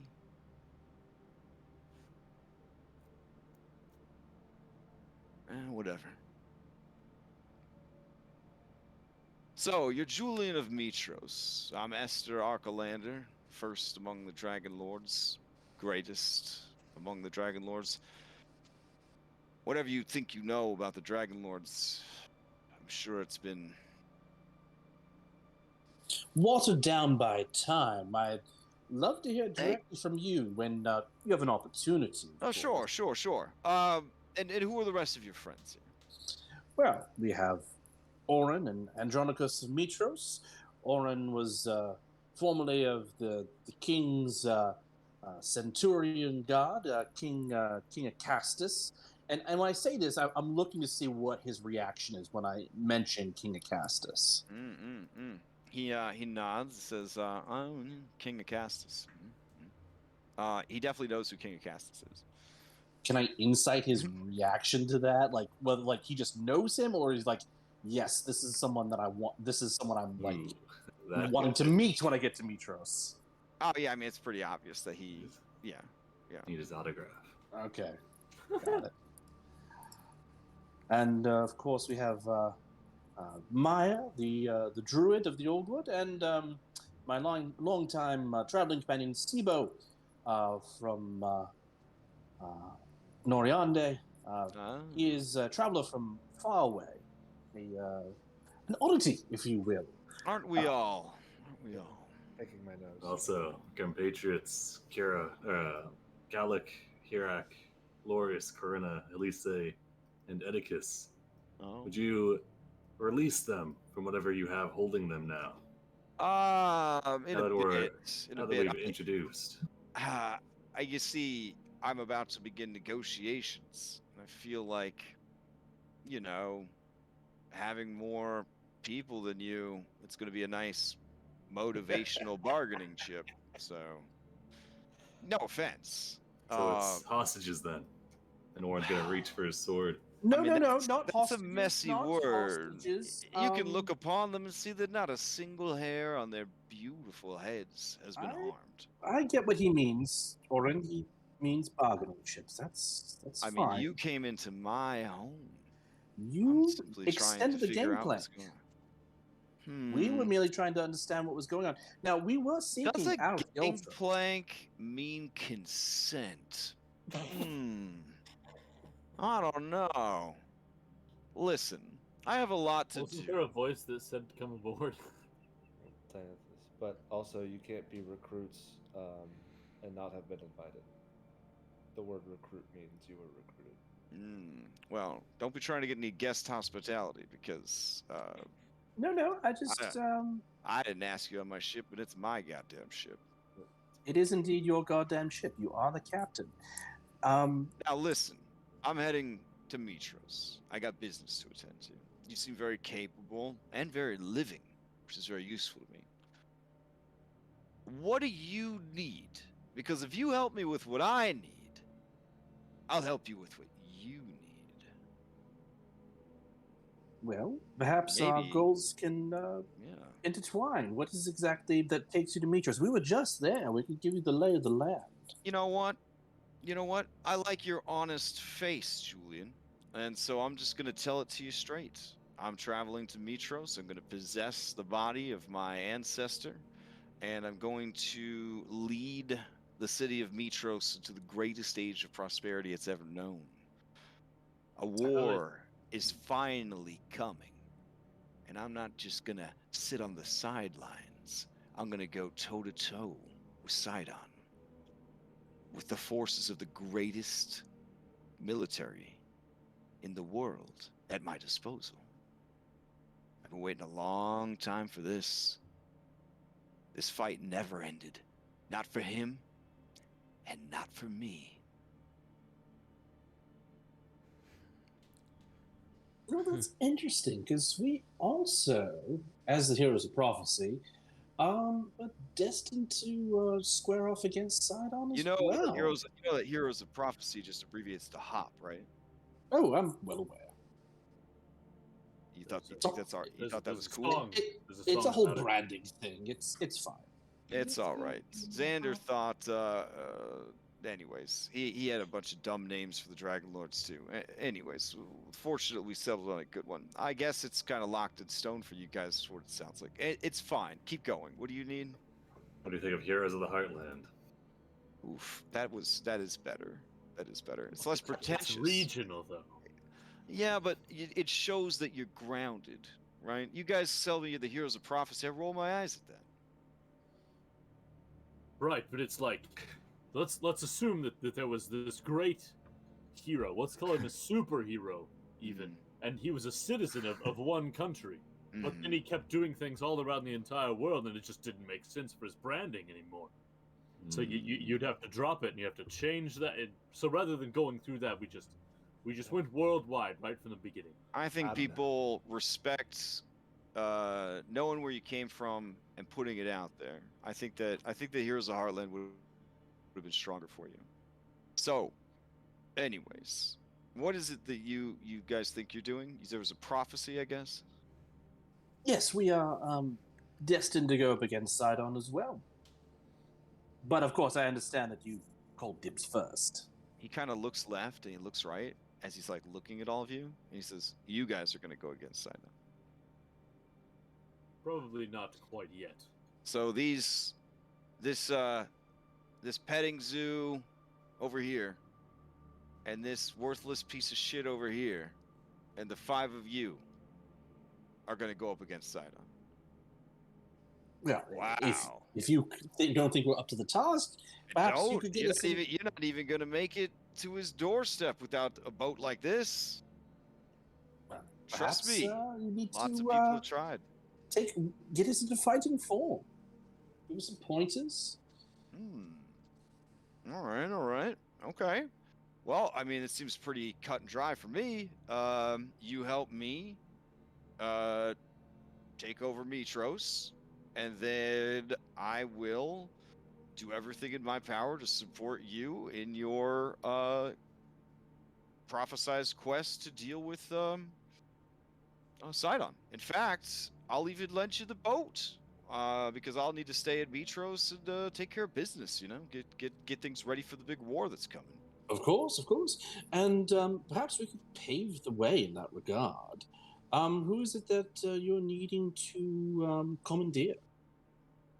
I'm King of Castus. I've been haunting his dreams for months. I've been, really wearing down his mental resolve. It's going to be pretty easy. So, Right. So, I mean, once you're king, you take over his body. Does that make you mortal again, or will this be something more yet again? I'm intrigued. He chuckles. No, I'm going to live forever. But you see, the living, it turns out, they can be a little prejudiced against the dead. So it'll be easier if I'm riding around in the meat suits of my descendant. I don't know. living his life. I don't know, fucking his wife, just keeping up appearances, that kind of thing. Meanwhile, I'll just shift the focus of what Mitros is on about to preparing for war. I'll probably doll it up as preparing for war against, I don't know, Aregia or something to make sure that Sidon doesn't, realize that. Yeah, exactly. Wow, Julian.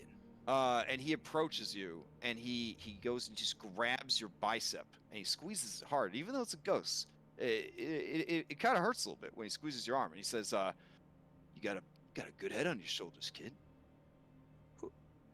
Well, if you want to pull off the ruse, if you don't mind my saying it, you've got things pretty well mapped out. But as they say, the devil is in the details. We were recently there. We were guests of the Queen, and we kind of saw how things were at court. Mhm. Perhaps we can discuss at length those details. That way, there's no suspicion at all. Because if you were, as you said, to fuck his wife, that would be a bit of a red flag. They aren't fucking at all. Oh wow! Well, does he have concubines or something? That's, Of course, it's all your right. heir. Of course, Oh, he's okay. fucking concubines. Sure. Okay, it's been He's a not while. a eunuch. It's been a while. All right. Meanwhile, while you are having that Chad locker room conversation, Sivo and Andronicos, Kyra looks like a dog who has been beaten many times. It is now looking at the person that beats them all the time. I turn to look towards Kyra to say something about the fact that this piece of shit is going to do more in like 5 months than the entire gods have done in 5 centuries to prepare for this war with Sidon. But then I see that she looks like that, and I bite it back and don't say anything. Kira, if you need to, you could go back below decks. Below decks? What are you guys doing?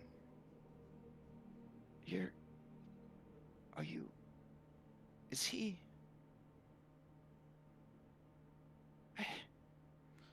And she just kind of like leans against the mast and just sort of slides down into like a sitting position and just covers her face with her hands. I look at her somewhat shocked, and I say, "Really? The god of trickery can't even see through this? Do you really think that we would go along with his plan, even if we don't like Acastus?" Oh, I wonder what the perception on this guy is. Well, I'm assuming Julian's in full like locker room bro mode right now. Oh yeah, no, Julian's I'm in bro handing mode this up. and- I'm playing a Uncle role. Arcalander's telling you about like how when they raised this one centaur village, like and they, like one of the funniest things is just cutting off the front 2 horse legs, because then they try to crawl around, but they have to use their wimpy human arms to do it. It's hilarious. So he's definitely getting a bit off topic. But apparently he hasn't had a fresh person to tell stories to in a while. And Julian is doing everything he can not to just like whip out the axe and like give me a bury it. deception or a performance. It's gonna be deception. I'm gonna use my recently acquired inspiration to give myself advantage. Okay. Good call. All right. While this is occurring, Maya, what are you doing? Actually, I was about to kind of help Julian and jump in and ask, since they're telling stories, he mentioned how the living seems to have a thing about the dead, and I was going to ask him, how did this all happen? How did he get this how is he eternal? Oh yeah. So when you say that, he says, I made a deal with Lutheria. She was so impressed with my battle prowess during the war that she came to me, and then she came to me. If you know what I mean.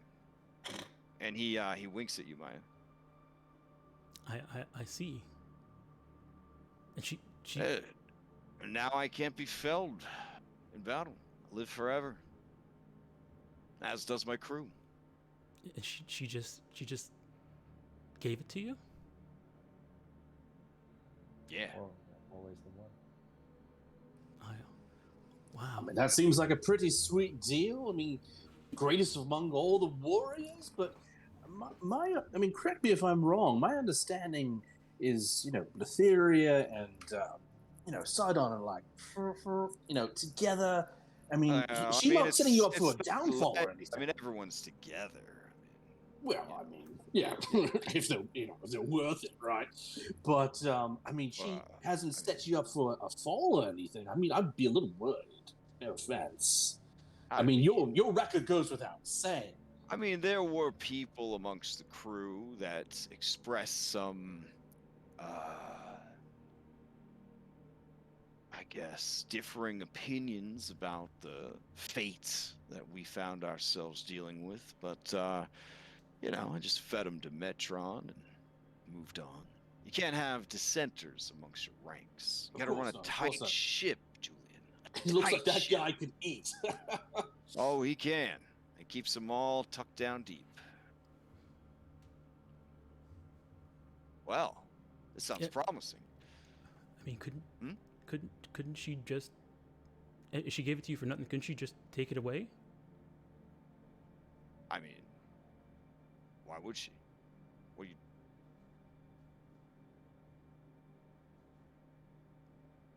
I mean, she gave it to you for do you have any insurance about it? I mean, we consummated the oath. What? Do you mind sharing what the oath was?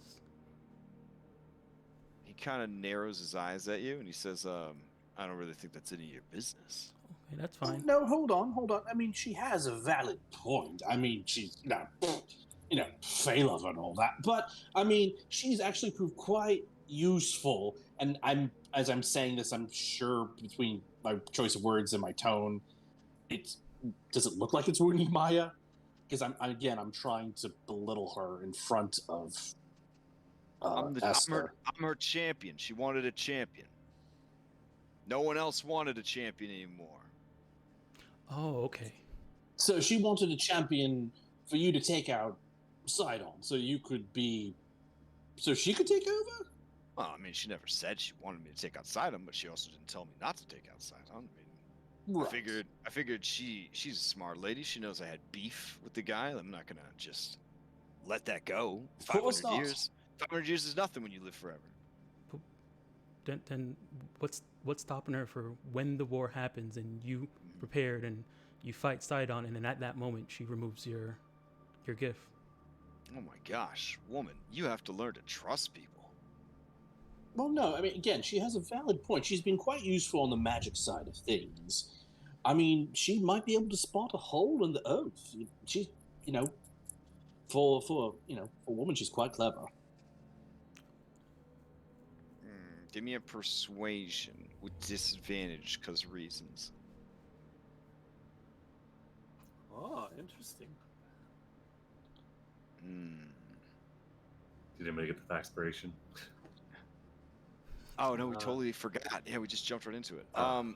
So Esther looks from you to Maya to Oren, and he says, well, I mean, she offered me invulnerability. I can't be slain by any other man's weapon. I can't die. I just keep fighting. Any other man's weapon? Well, I checked on that. It applies basically to any being who tries to kill me. I mean, it sounded cooler to say any man's weapon, but I mean, it applies to ladies and fey creatures, all that stuff. Does it apply to Titans? I mean, Sidon is a man, Look, she's the goddess of death, okay? And trust me, I've tried to kill myself. Nothing ends this. So you just gotta make the best of it. Well, if you believe so. in the beginning, even Lutheria said that she was in awe of my aptitude for bloodshed. She said that I actually was more bloodthirsty than any mortal she had ever seen in all her life. She said I pushed the limits of decency so far that it broke her. That's what started the war. Me. I had that sort of effect on the world. And then she grew to like all the killing. I mean, why wouldn't she? She gets everybody in the end. I'm just speeding up the process. So yeah, when she needed a champion, who wouldn't champion death? In life, you gotta find out what you're good at and what you love. And if you're lucky, they're the same thing.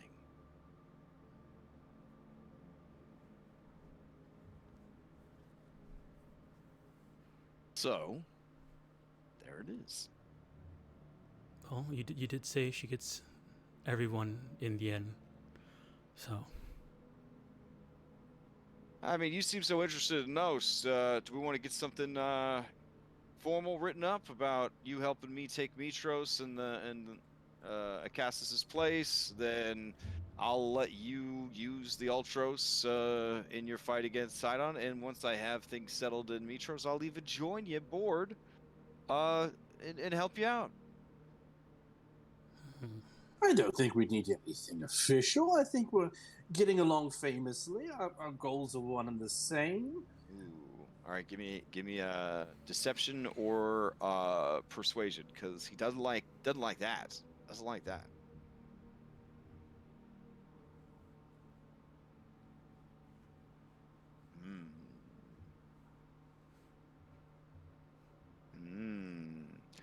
Yeah, he narrows his eyes at you, and he kind of leans in till his face is like inches away from your face, and he says, "You're afraid to swear an oath to me, or with me. Makes me wonder. What else are you afraid of, Julian of Mitros? What else are you hiding?" And he looks at you, and you can tell he's studying your face. And then he turns his head and he looks over at Kyra.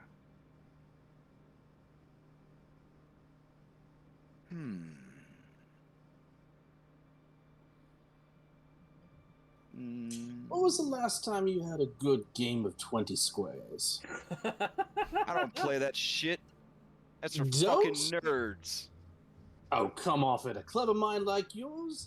A great clever tactician? mind like mine knows that 3 hours could be better spent doing literally anything else. Now, before you try to distract me with pointless and trivial time sinks, Julian of Mitros and Hop.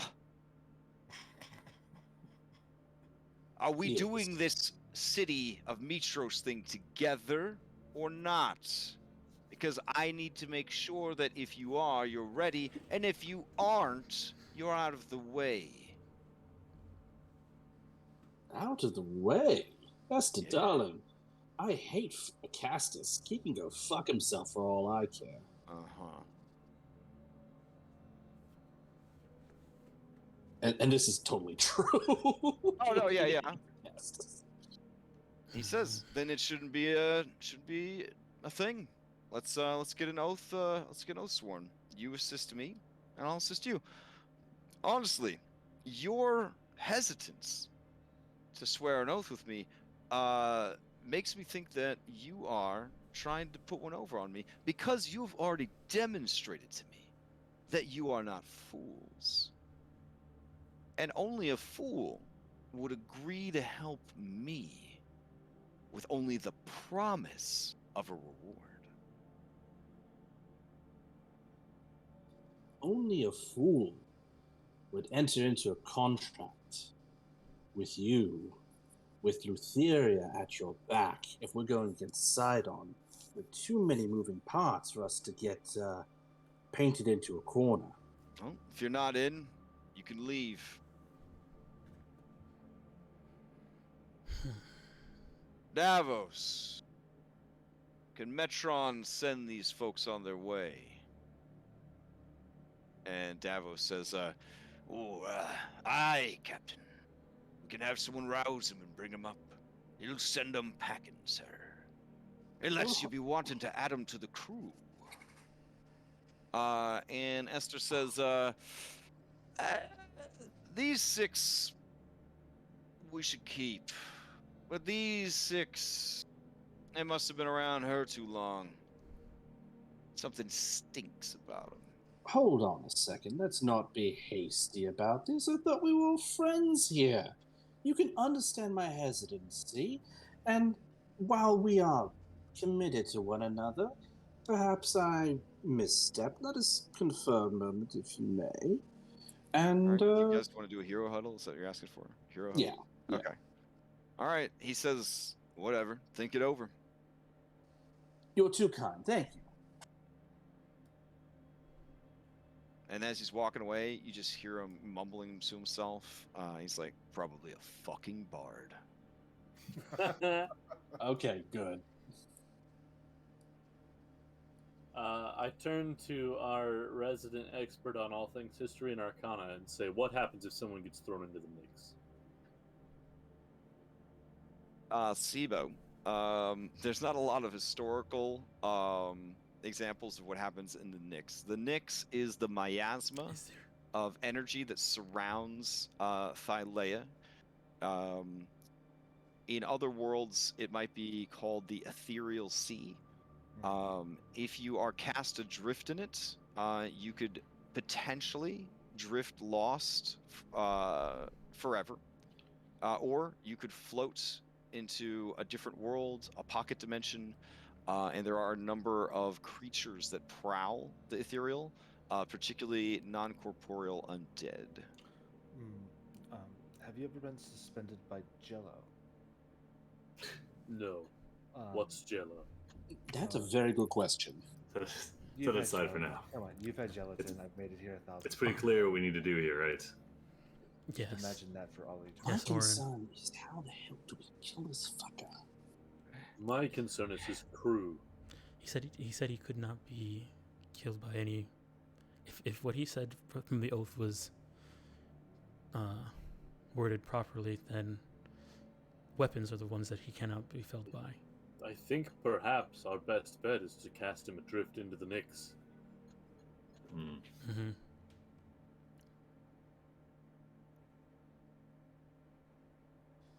So, Me. as Esther was walking away, I mean, is he like fucking done with us and is just waiting for us to make up our mind? You can give me or- one more insight check to Okay. see how that conversation finally played out. As he's looking, as I see Julian like take a glance at him, can I take a glance too?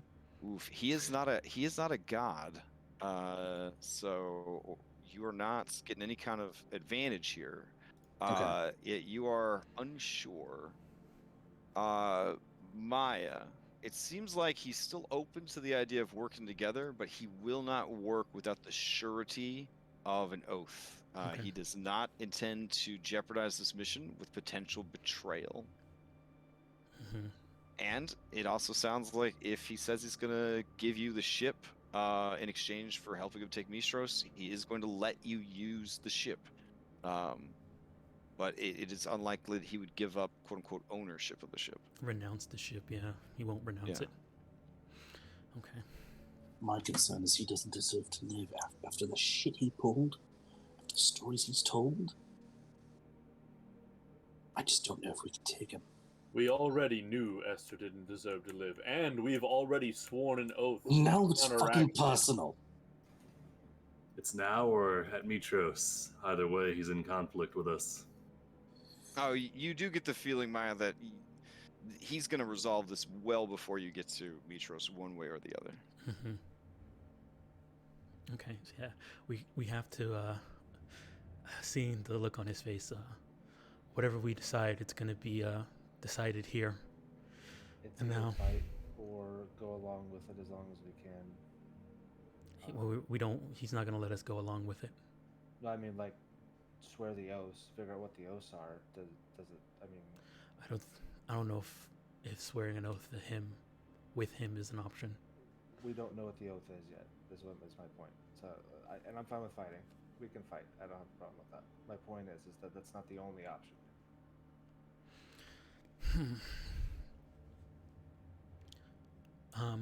We've already made an oath to go against Esther and his legacy whenever possible, and so I don't think we literally can swear an Yeah, oath. that's what I'm saying.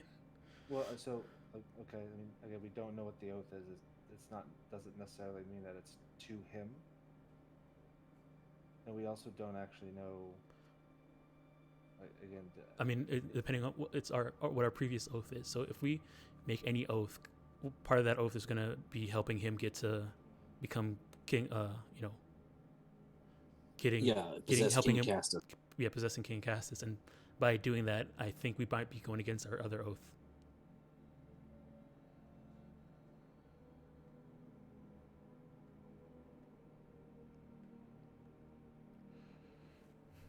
I'm not sure though. Would I don't think it's worth risking. Yeah.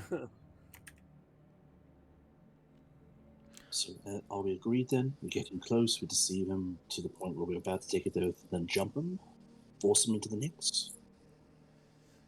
I think it's probably our best bet. He is incorporeal right now, right? Yeah, incorporeal beings could navigate the ethereal plane. Yeah, I'm pretty so sure he can float. Yeah. he just fly back. Then how do we kill him? I've got an idea. We do have the super soakers. We do have the +2 rope. You read my mind. We tie him up and then we throw him out into the Nyx. Can't fly if he's movement speed is 0. You know what I mean? Being in close proximity with him, do I get the sense that the holy water super soakers would have any impact on him? Even, being a ghost, but also with, the fact that Lutheria was like, yeah, no, weapon can kill you business. I know I'm reaching here. It's. Wait, are you asking me that? Yeah. Oh, sorry. Could you tell me one more time? Sure.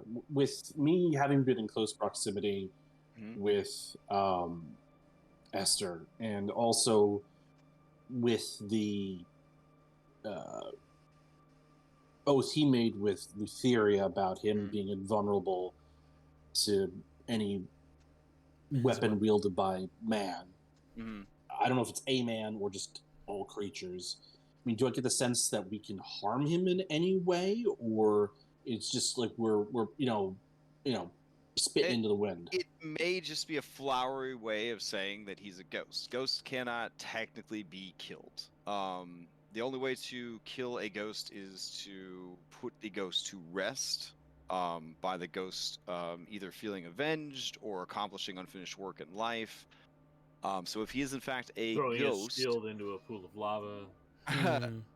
So if he is a ghost, then ghosts basically come back and remanifest themselves at the place that they haunt, which is probably the ship. Could we?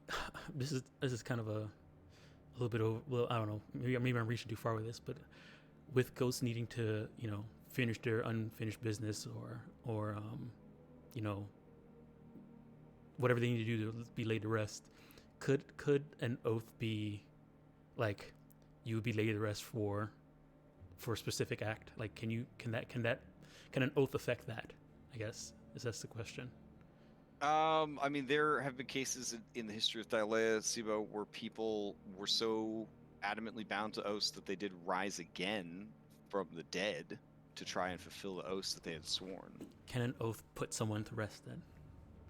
Is the question. Yeah, like if you're like, yeah, we'll help you, but then in 101 days, you must relinquish your spirit to the underworld, kind of deal. I mean, that could technically be an oath that would set a ghost free.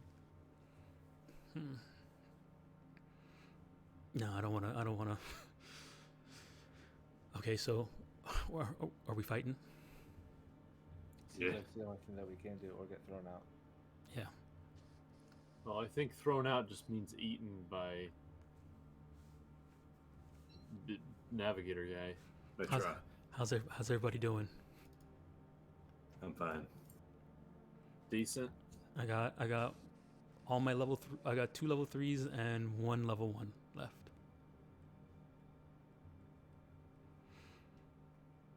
All right then. Yeah, I've got two level 1s, 1 level 2. I've got my Yeah. level 3. As you guys are having this conversation, Kyra's not in the hero huddle. She's just sitting against the mast with her hands, kind of on her face, and her eyes are just wide, and she's listening to you guys, and just kind of seems to be in shock. Davos sees us all nod in agreement and then start pumping our super soakers. Yeah, Davos kind of calls back and says, Captain, I think they've made their decision. This is a nice boat. I think we'll be taking it. All right, Esther gives you a big, toothy smile, and he says, well, you can certainly try.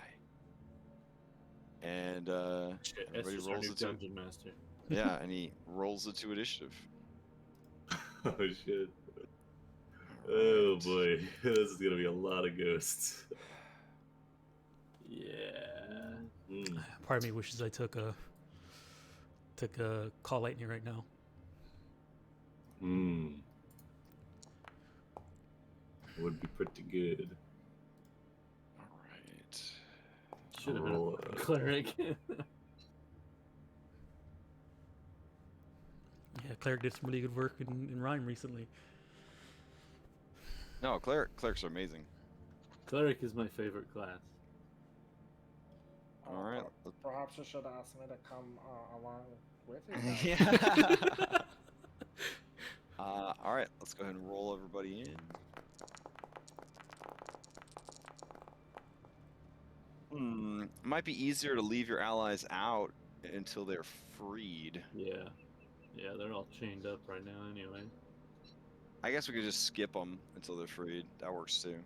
So, for now, we'll just have this B-Fast initiative tracker.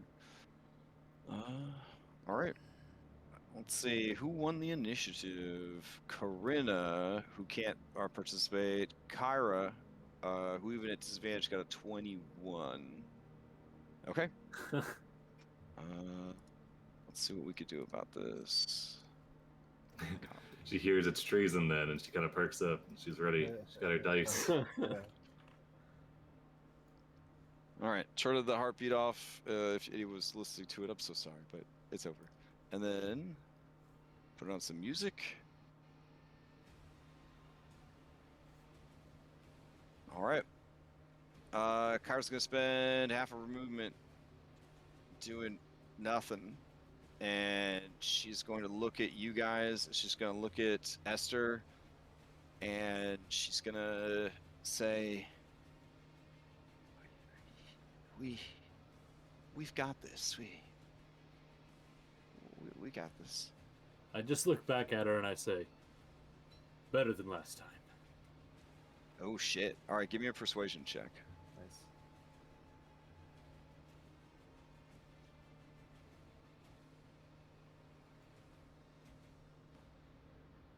Okay, here's your boon.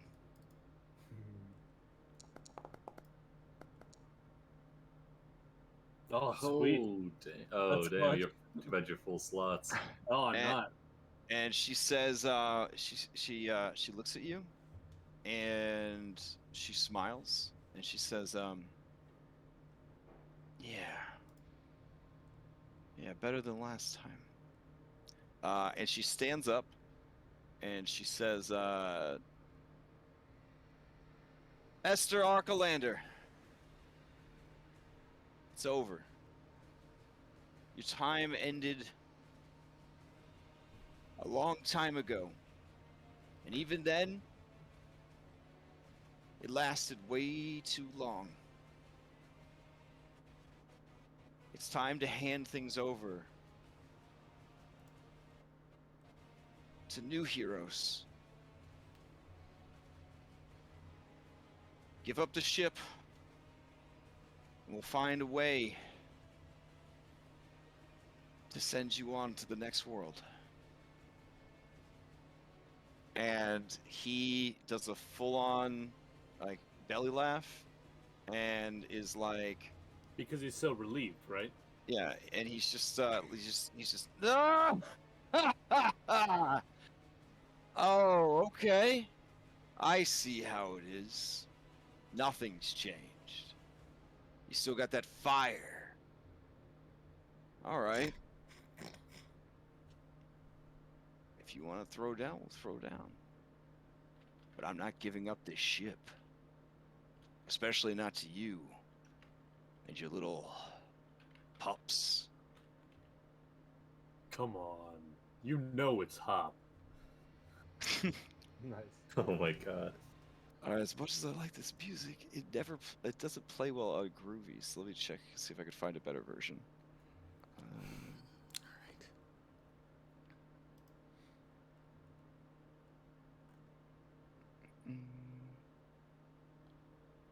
Alright, maybe this one. Okay. Yeah, I don't know what it is about this particular track, but every time I try to use it, it plays kind of shit. So hopefully this one plays. It's a different version of the same song, so hopefully it plays a little better. It's already coming in louder. Yeah. Hold on, I'm receiving a secret It is. message. All right. Okay. And she says, yeah, we're gonna throw down. We're gonna make this shit fair.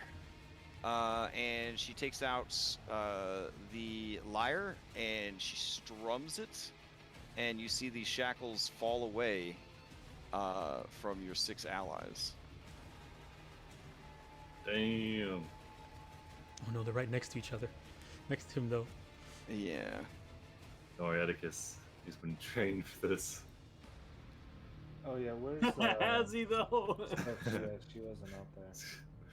So Atticus has been applying training to batch fight is with like a various turd champions. lately. It like doesn't do the animations, it just does its tasks, so that it's like out of sync. Alright. And then she's going to pass to Corinna, and she says, Corinna, get everyone out of there. And that is her turn. She's gonna pass to Corinna. Alright, Corinna is going to look at Atticus, and sorry, Sophia, you got smushed. But yeah, she'll grab Sophia's broken body and tuck it away. And then she will run, let's say here, and then she will dash, and then scout, I think it's an extra movement. Pretty sure. Light-footed. Yeah, light-footed. Yeah. Alright, so she kind of rushes past you guys. She passes to Atticus, who... And just Whoa. kind of laughs nervously, and then we'll start to. and he comes right next to you, and he sits down. Yeah, I figured as much. Alright, It's he alright, boy, passes next to time. Halise. Halise can only move to here. Passes to Lorius. Lorius moves to here.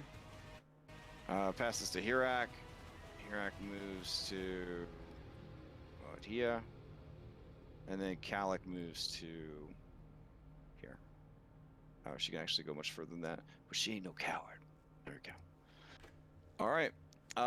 She passes to Maya. Oh boy. I think I'm just gonna keep all the NPCs on one initiative count. That's probably gonna be easier for Yeah, you. Yeah. so I'm gonna remove everybody. We'll go off of Kalik. We'll go off Corinna, because she's the one that won the initiative. Alright. What? We're gonna instead of stopping right there, maybe right there. No, I can't really you want yeah. Corinna to stop right there? Yeah, Okay. that's better. I figure.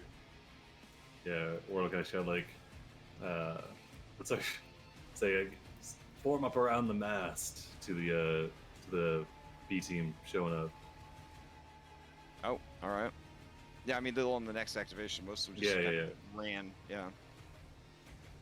Okay. They Crash, can, do we have a handout for the Super Soakers? Oof. Are they an item? Damn. I said I was gonna have that for you guys, and then I forgot. That's okay. If you can just tell us what it is, we can It was Yeah. make it work. Was it a 15-foot cone or a 30-foot cone? It's a You could pump it 15-foot up. cone, but you could pump it to try to get to a 30-foot cone. But if you pump it too much, it'll break. And I think you have to pump it 5 times to get it to 30. It's a D20, and each time you pump it, you fail on a 1, then you fail on a 2 or less, a 3 or less, a 4 or less, a 5 or less. And if you over pump it, it won't do a 30-foot cone. It won't work. And then you have to. It doesn't have any air pressure. Okay. I guess I'll I might as well go for 1 pump then. Okay. You just do 1 pump a turn instead of trying to do 5 pumps to Can get you- to a 30. Oh, can you? I could do multiple pumps per turn. Yeah, you can pump. Yeah, I mean, you use a super soaker. You can jerk that thing off as much as you want. All right. So D20s, right? Yep, D20s. So you only fill in a 1 or less, then a 2 or less, 3 or less, 4 or less, 5 or less. If you get all 5 pumps, you will have it charged to do a 30-foot cone. 2, 3. Oh no. Oh, as you go to the 3rd one, you hear as all the air kind of escapes, and that would count as part of the activation of the item. You've overpumped it. All right. Not the strongest way to start the fight. I don't know how to use these things that well. You have a bonus action still and a move action. All right. Bonus action. I'll activate Shillelagh on my quarterstaff. Okay. And Activated on the fucking Super Soakers. if it was made up, I mean, if it was I made mean, out of if wood. you got it like as a mare's leg, I mean, you can just like pistol whip somebody with And, it. oh, paused. We're paused. Oh, sorry. Hold on.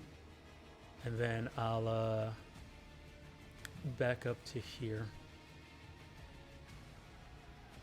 holding Super Soaker with my holding my my quarterstaff, and I'll pass to Orin. Okie dokie. So Atticus, hold down the fort here, and I'm gonna charge. How far? Gonna go all the way in. Don't get too I'm far. gonna, I'm gonna move up, do a, take a dodge, I believe. Yeah, draw in the Z pose, get the shield ready, run up, kind of taking stock of these 2 spectral sailors, and then we'll kind of shout out to form up. Allies, stay close to the mast. The rest of you, let's deal with him. And then he'll activate a shield wall. Oh shit. Okay. And pass to Andronicus. All right, I am gonna run up next to Orin.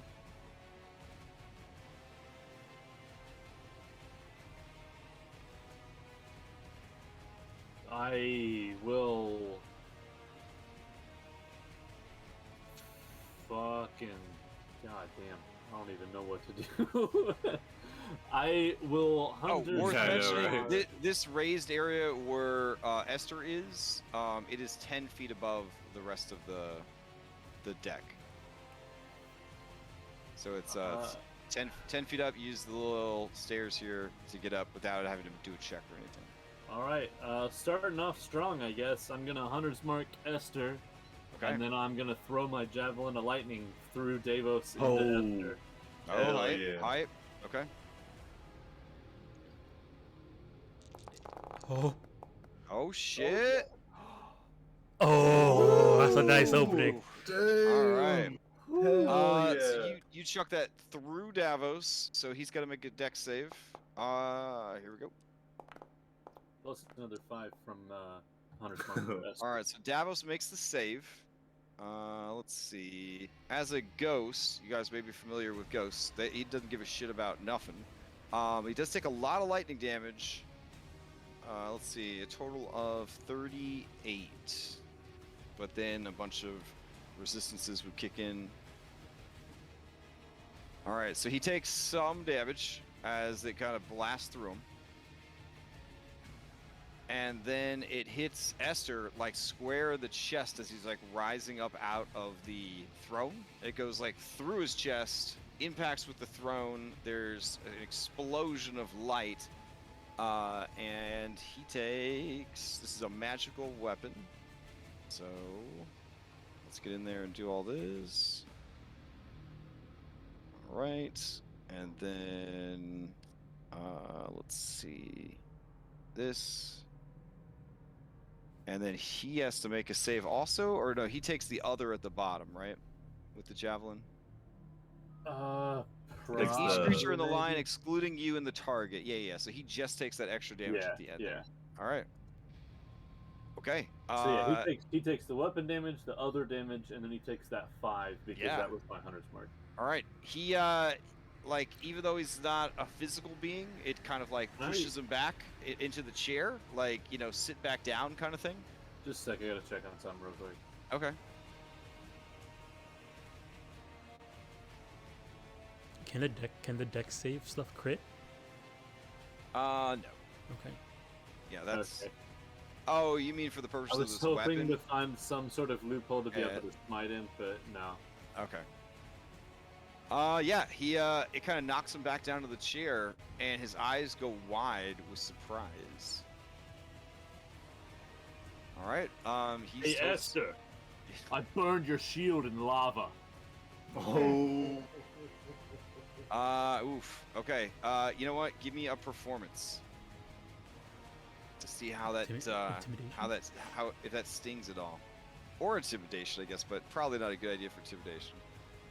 Okay. He looks at you, and you can see grudging respect on his face. And as he steals initiative, he says, and stands up. He says, "Oh, well, I stopped using that a long time ago." And as he extends either hand to either side of him, you see a black shadowy Xiphos in one hand and a grisly-looking warhammer in the other. You can see bits of hair and skull and dried blood. This weapon has never been cleaned. Yeah, as he steps up and activates, you hear the bloops of Paragon solo monster stuff going off, even though this is most assuredly not a fair solo fight. Yeah. Gasp. What a piece of shit. He even cheats the rule system. How many bloops was that? Were you gonna say? Or oh, sorry. There's 4 bloops. It's 4 bloops. If he rolls in his grave, well, hopefully not his grave, his bed. No, I mean, you...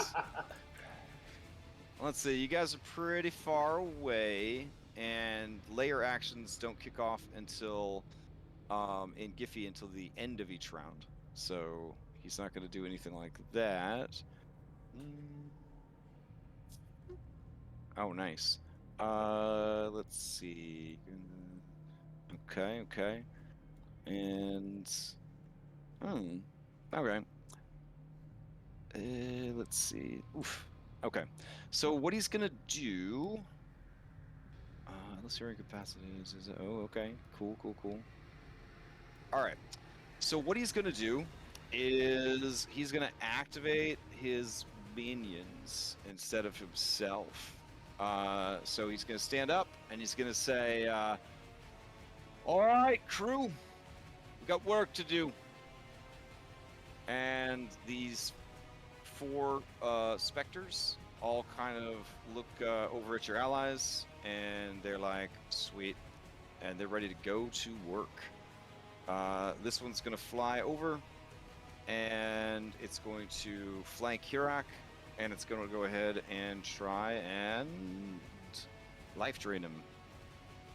Oh, actually, all of these things' attacks are. Let's see. Wait, why is Corona half health She's not. She's full health. Oh, she just has a bloodied icon that didn't get cleared. Okay. Okay. Right, I was right. Yeah. Okay. So yeah, they're gonna move up, and I guess they will try and soul siphon him. Oh wait. I think there's an actual attack here. Hold on. Let's see. There we go. All right. So it hits him with a 22 for 5. He's got to make a Constitution save or permanently lose those hit points. He makes the save. He takes 5 points of necrotic. NBD. All right. This one's gonna do the same thing. 14 is going to hit. He's got to make another con save or lose that necrotic. Okay, no problem. All right. Let's see. These ones are gonna do the same thing to Calic. So it's gonna move in, hold for that one, so that they can both do with flank 1 and 2. 13 is still gonna hit, but an 11 does not. She's gonna take the 6 and try to make a Constitution save. She's as hardy as a horse, though, so it should be an issue. All right, and then with his movement, Esther is going to. Let's see. Yeah, he's gonna move to right up here with these beefy boys, I guess. There we go. All right. Then he will pass to. I could actually take all of these combatants out because the specters have to be activated with his action economy. Well, that's a relief. Yeah, but the Metro that you didn't fight, he will show up to assist. So that's gonna be pretty rough. All right. And how long did it take to climb a set of stairs? You know, at least probably 30 seconds. Yeah, I mean, it's pretty beefy. And he's got to wake up first. Yeah. He will approach boots and on. pass to Sibo. Alright. I will remind everyone that those of you who are concentrating, you are concentrating. So if you, yeah. I guess Andronicus is no longer protected then. If you switch to Hunter's Mark, then yeah, he wouldn't have the protection from evil anymore. If he was concentrating on that. This looks like more of a straight up fight, so it's probably not too bad. I don't know. We'll see. I'll start moving up. Kind of look. I'll just shoot this guy twice. Okay.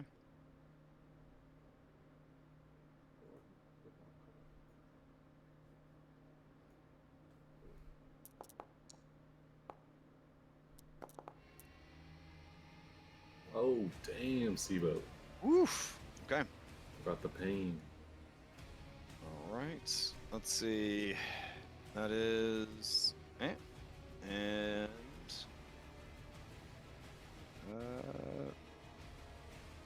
Yeah, because those are coming in radiant, and as a ghost, he does not have any resistances to that. You actually notice that hitting him, he responds more like a physical, like meaty person than you would expect. Like even though he looks like a ghost, yeah, it's more zombie than ghost. All right, Sibo, who are we gonna pass to? Yeah, I will then pass to. I'll pass to Hirak. Okay. Hirak is technically already gone because all the NPCs are just going on. That's right. Corinna's initiative. Julian. Except Kyra. Kyra's going on her own initiative, but she's also already acted. So let me remove Hirak as well. Sorry about that. Clean up this initiative tracker. Julian. All right, Julian, to you. Before you can act, Julian, Esther is going to. Let's see. He is going to charge his Hellfire Orb. Oh, shit. Yeah. So his eyes kind of turn black, you know, like every bad guy in Supernatural.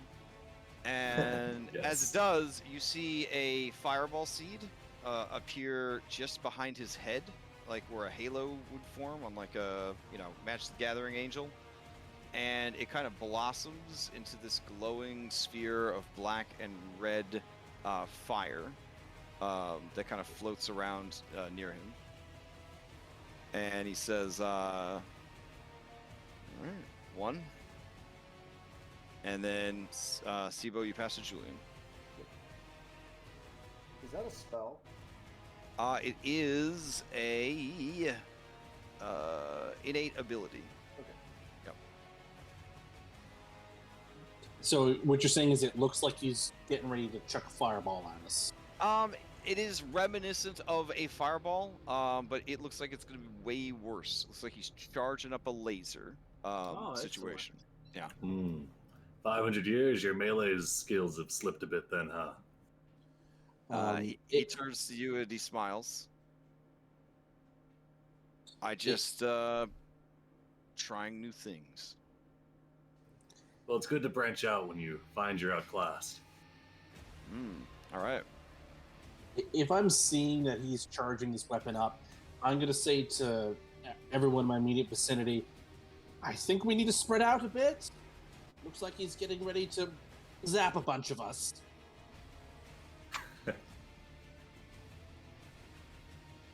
Quick, Andronicus, piss him off into hitting you. If I haven't already, I'm not going to. That's fair. That's what I was trying to do. Is this like a physical object that we can see, or it's just like a magical spell effect that's kind of like hovering behind him as he's charging it up, basically. And I grapple it, and shove it into his mouth. It would definitely be a hands pass through burning spell matter situation. Damn. Oh, jeez. Yeah. So with the Super Soaker, pumping it, that would be an action. Just like if I were to use it on this horizontal specter. Pumping it is part of the action. You Okay. don't have to pump it at all, and you could just spray in a 15-foot cone. If you want to get a 30-foot cone, you got to manage to pump it 5 times. Okay. Well, I'm But not going. if you try to pump it 5 times and you don't make it to the 5th pump, it just fizzles out on you. Okay. We only have one use, right? Yeah, but if it fizzled out on you, you could just try again because it didn't actually spray anything. Okay. It's like a flask. And we've got how many shots? I believe each one has 1 holy water in it, right? Yeah, there's. Yeah, you Yeah, can I think reload we got it. But 3 total for each one, though. yeah, Yeah, You have to reload it, however that works. But it would use the same reloading mechanics as like a heavy crawl spell. So I guess that's an interact, right? Yeah. I don't even. Whenever I do that, I just take the feat where I don't have to think about it. Yeah, true. Okay. Because I'm just gonna shoot this guy with the Super Soaker. Okay. See how that goes. Just roll a d20. Plus, Yeah. and that's You're plus my dex. shooting that ghost right there. You don't have to roll anything. It's like a burning hands. So you would affect him. It would hit other people, but it wouldn't do anything to him because you're just doing a 15-foot cone. Oh, if I'm doing a 15-foot cone, and it wouldn't hurt my allies, I'm going to use the rest of my movement to get here. Then. Okay, I mean 15 feet is literally 3 spaces. It's like a T. You're gonna affect like All right. But if you Not pump wrong. it 5 times, 30-foot cone is something to write home about. Fuck it. Well, you're a let's do gambler, this. Julian. You're a All right, gambler. I'll move all the way over there, and let's right. do this. I tried it. It didn't work out. Go for it. I believe in you. I was gonna be like, what the hell? So good. Ooh. That should be 2 pumps right there. Sure, that'll count as 2 pumps. Yeah. All right, nice. One more. Okay, I think you're good. All right, yeah, you did it. So now it's a 30-foot. They're gonna have a DC 13. We'll say dexterity to try to get out of there. Okay. So, I just love Julian dodges over to the side, pumps his Super Soaker. It's fucking great. All right, one of them makes it. It'll take half damage. One of them didn't, and it'll take full damage. So that applies the effect of the holy water to both of them. Which is to say 2d6 radiant damage. So give me 2d6 radiant damage. All right.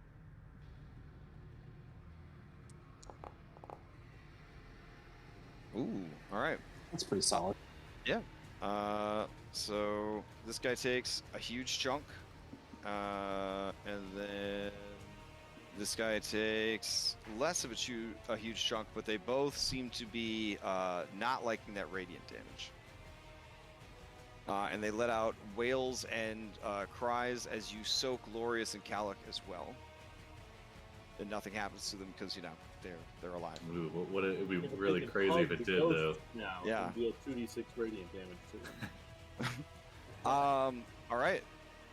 Anything else from Julian? So movement action, bonus action.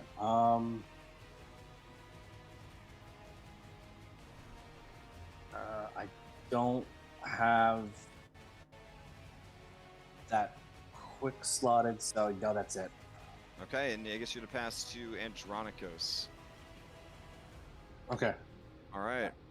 I passed As to you get ready Andronicus. to pass to Andronicos, he is going to shout orders to his crew. This dude's gonna float over to here and hold an action. This dude's gonna fly over to here, and then the topmost one is going to try and siphon away your soul, Orin. Oh boy. I bet you wish you made Orin a redhead now, don't you? And then the southernmost Hey, one. Walker. Oof. My soul. All right, and then the southernmost one is going to try and siphon away your soul. Me as well? Yep. Okay. Let's see. Fuck. Okay. This doesn't reduce my hit points. Well, like the maximum. Yeah, no, it gives them temp HP basically. Don't worry, Okay. Orin. If they steal your soul, I prepared lesser restoration today. All right. Thank you. 2 more of them need to activate, and so let's see. It'll be these 2 surrounding Hirak, which will both try and life drain him again. 1 and a 2. All right. With flank, they both managed to hit. He's got to make 2 saves to do permanent. Blah blah blah. 1 and 2. Oh no. All right. So his health does permanently drop by 4, and he does take 8 damage. He is bloodied at this point. All right. Andronicos, you're up. All right. I am going to channel divinities. Well, okay. Would I have Scorn the Unworthy? My Dragonlord oath elevates you above the multitudes of corrupt and the weak. As an action, you can intend the Dragonlord's oath using your channel divinity. Enemy creatures within 30 feet that are large or smaller must make a charisma saving throw. On a failed save, the creature falls prone and loses concentration on any spells that it has active. Would that interrupt his laser beam building effect? There's a save involved though. Yes. Yeah, I'd say that would work. Okay, so I am going to do that then. He definitely doesn't have to make concentration rolls for it, but it's, I mean, using a Dragonlord based ability in a Dragonlord's campaign against a Dragonlord, so, I mean, that seems pretty good. Do I remember what his dragon's name was? Arcurania. I just Elpis, we'll say Elpis is on my shoulder, and I just look over at Elpis, and then I look at Arkelander, and I say, no wonder, shit, I already forgot the dragon's name. No wonder he was abandoned by his dragon. And that'll be my Scorn the Unworthy. Okay. And so, charisma save. What do those kids say 14. nowadays? He is tilted. He is tilted. You Alright. gotta rotate him. I feel like that was Okay. like 4 months ago. Something Yeah. like that. Come on. Alright. The shade you cast on him, he is tilted. Here we go. He is going to attempt a wisdom saving throw, of which he ain't great. Well, it's pretty Oh, good. this one's a charisma save because I did the bottom one. I Oh, have okay. 2 options. Alright, here we go. It's gonna be the big Ooh. one. Oh shit! Ooh. None. Complication too. Alright, let's see. Hey, Oh Nix. snap! So he's stuck. Oh, he's that's stuck real big. prone. Oh yeah, that's true. He is knocked prone because that was part of the effect. Oh So he shit. can't stand up. And he lost his Alright. movement, so he can't stand up. Let's see. I mean, Oh, Yes, boy. I just like boot to his. All right, I know to I'm his doing next neck turn. or something. Holding him down. Oh, sick. Yeah. Oh my god, you just should I do you got this, Andronicus? Should I just gotta leave you to it then, or? he has Paragon. he has Esther and I are having a moment. Oh my god. Yeah, alright, let's see. He is knocked prone. Yeah. Alright, and anything else from Andronicus? I don't think I have anything I can do bonus action right now. So that. And would be as it. you do that, the light that was flickering disappears. Wait a second. Okay. Is this still the first round? That'll be it. Yeah. I think Davos is the only one that hasn't gone, maybe. So I guess I'll pass to him. Wait, didn't Andronicos already go this round? Yeah, that was. No. Oh shit, he did. Anyways, we'll just count that as him in the, Okay, yeah, in next the round. beginning of next round. Okay, Okay. well that was. That's on me for not keeping track of all the different stuff on initiative. So Davos hasn't gone yet. So play will I pass should to have passed to Davos. Maya then, I guess. Should have what? I should have passed to Maya instead, I guess. Oh no, it's my fault. I should have clicked it off. Maya's already gone. Yeah, right? I've already gone. Yeah. Yeah, so Yeah, Davos everyone's was gone. the only one that hadn't Yeah, gone. we'll just say that Yeah, no Andronicos worries, started no the next round.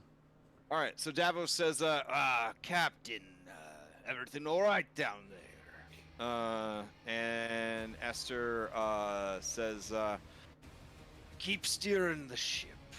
I'll let you know when I need you. Oh, sorry, this is totally wrong voice. He says, keep steering the ship.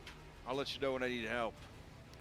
And he kind of slams his hand down on the deck, like you do in like a wrestling match kind of thing. And he's just like, Metron, it's time to eat. And you hear a rumbling from down inside the ship. All right. So, Andronicos, you pass to Metron. While you pass to Metron, Esther is going to use a Paragon, which would be, I think, the third one. And let's see. We'll keep him on the ground for now because it's a lot more dramatic. His speed is 0, so I don't think he can stand up. Yeah. So he will. I mean, if you think like Ghost can't just, Oh, that's true, yeah, Anyways. All right. But he is meaty. He is meaty for a ghost. So he is going to say, all right, well, try again. And another one of these little orbs appears.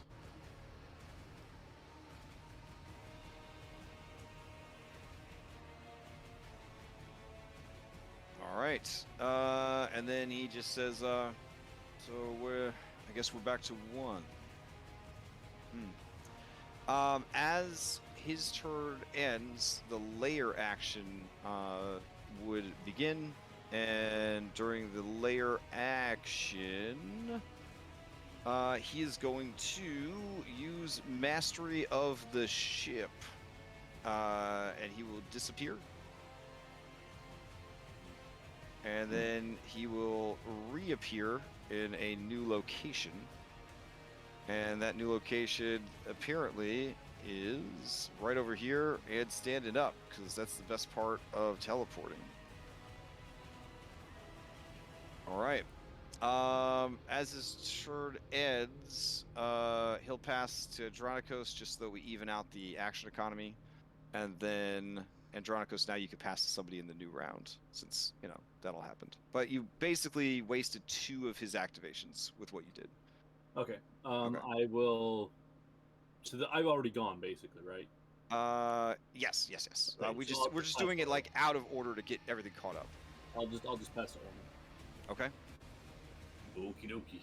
All right, Stop dog. Oren, as you go to pass this to you, Esther is going to tear into Herak, and he'll say, you filthy fucking animals, getting all over my ship. And he is going to attack with his... Oh yeah, that's dope. He's gonna hit with his Warhammer of Conquest, or he's gonna try to. There we go. 18 is gonna hit. It will also push him 10 feet and knock him prone. I'm gonna have him do a check to see if he falls off the boat and is lost to the Nyx. God. All right, here we go. We'll set the DC at 13. It's an athletics check, so see if you can grab the side.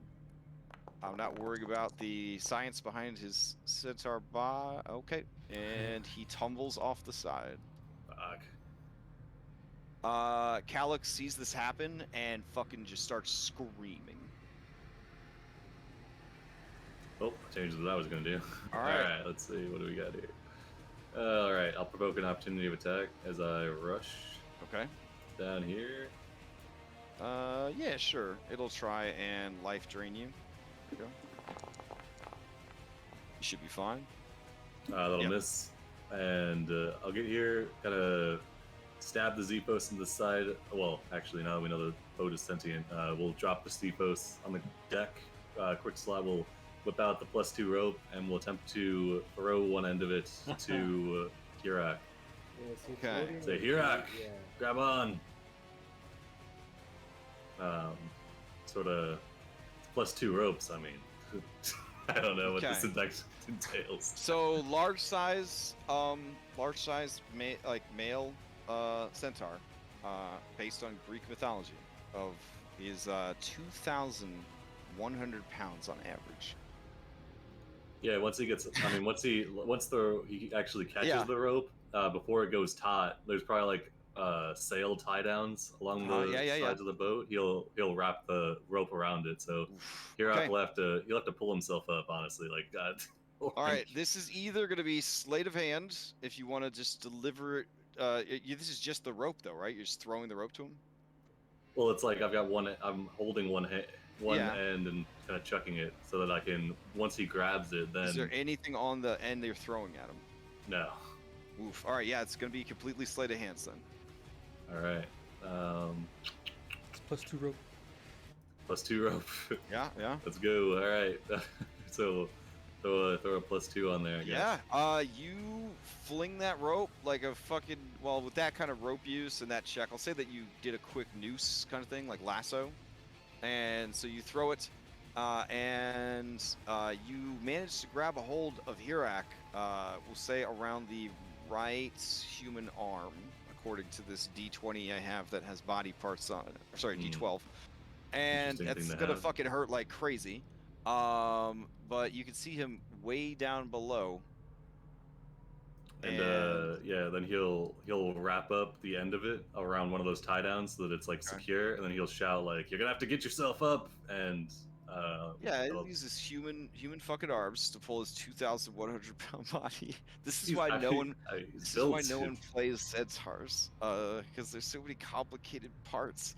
All right, yeah. So he's being dragged behind the rope, and he's gonna start trying to pull himself up. All right, well, he's got it. All right, that is your full action to cut him. Yeah, do all yeah. that. Well, I got a bonus action, but yeah, I'll pass to Hirak. All right. Hirak will try to do a new athletics check. By passing to Hirak, you're passing to all NPCs. Oh, shit. Sure, yeah, actually, let's go to I mean, Julian. good to get him away from what's his name. Oh, true. All right, never mind. All the NPCs. God. Okay. All right, so I'll take it one at a time. Hirak will try another athletics check. All right, he starts slowly pulling himself up back to the ship. So we'll say that he's still about 20 feet down. Okay. What a boss. Yeah, for sure.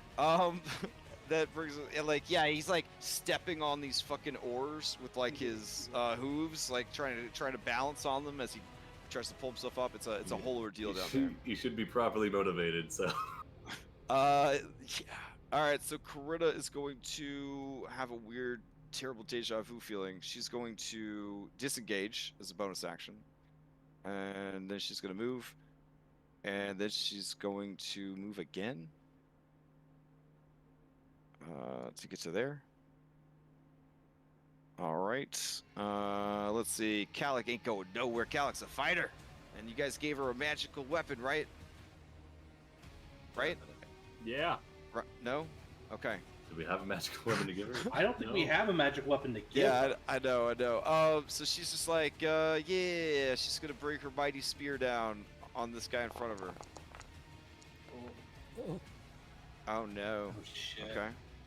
Did we ever do the first complication? Yeah, he fell prone. That's right. All right. And this other complication, misfortune. Okay. It's a lot of wages right there.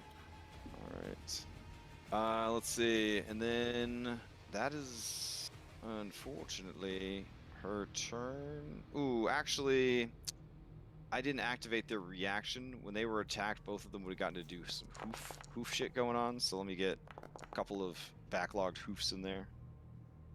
Okay. Let's see. So here I kind of kicks as he gets thrown off the boat. Yeah, he would have like, fuck you, on his way off the boat.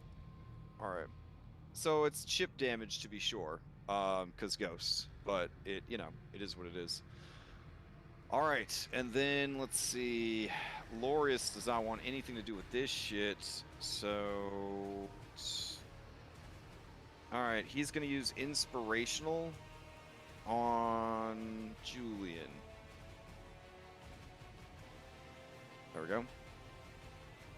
And he's going to move back to stand defensively in front of Corinna. All right.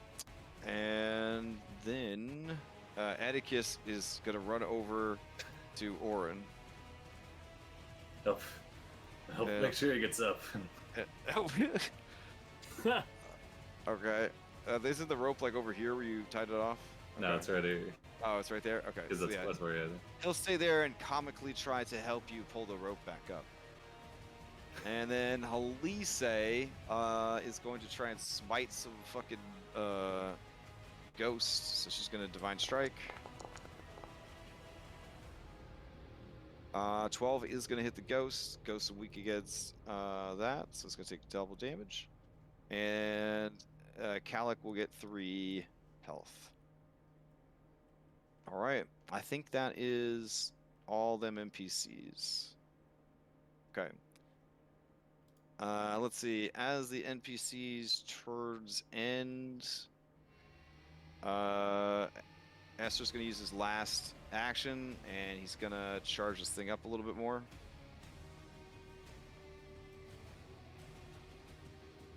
There we go. Okay. And so the NPCs are going to pass to... Orin already went. Dronicus already went. Julian. All right.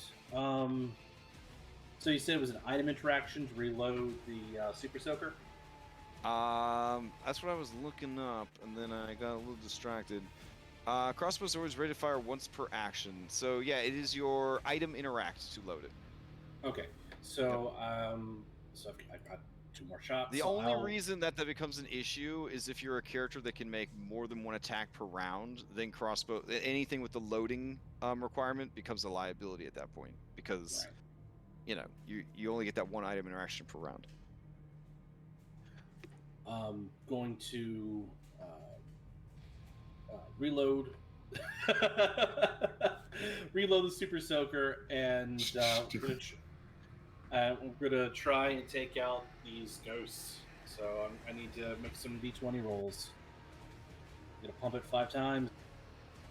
Oh yes.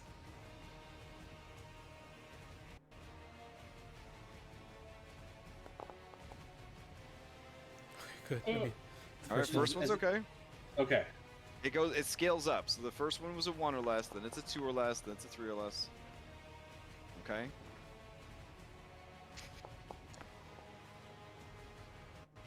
Okay.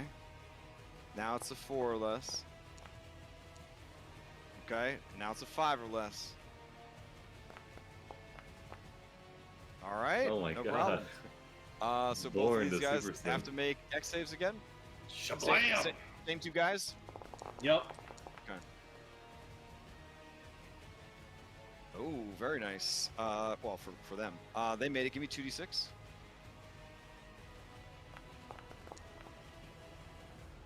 All right. Taking half and then taking double, they take the 8 damage. The one closest to you is bloodied. Very well bloodied. Okay. Anything else from Julian?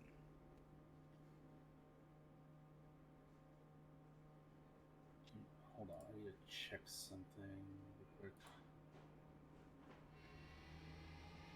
And this is just a regular action. This isn't considered casting a spell, so I can't fucking spell something for a bonus. So yeah, that's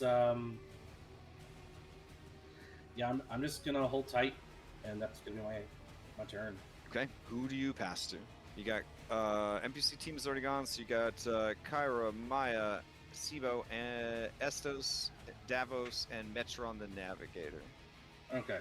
I'm gonna call out and say, Sibo, these guys seem to not like radiant damage. You're the king of that. And pass to Sibo. Now, Sibo, you have noticed that Esther didn't seem to care that it was radiant damage, but you have noticed these specters are vulnerable to radiant. Yeah. So I'm like frantically gesturing to the specters over by me. All right, I'll back up to make sure Andronicus gets the extra AC because I'm also have a shield, and I'll shoot at these 2. I'll shoot at him first. If this does not kill him, I'll shoot him again. Okay. Oh! I like that noise. An 11 hits. This is the bloodied one, right? Yes. Yep. All right. It dissipates. Lets out one last moaning wail before it disappears. As soon as it left my hand, I thought I was gonna hit Calic, but then it was just okay. That's all it was. And I guess that groan was the noise it was making as it was dying. Oh, wow, immersion. This one behind her. Yes. All right, that hits. It takes double the damage and is bloodied. All right. And then I'll pass to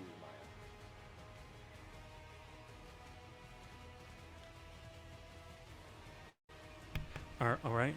I remember we were worrying about decks for these super soakers. It's like, all right, okay. I'm gonna take a step back here, and yeah,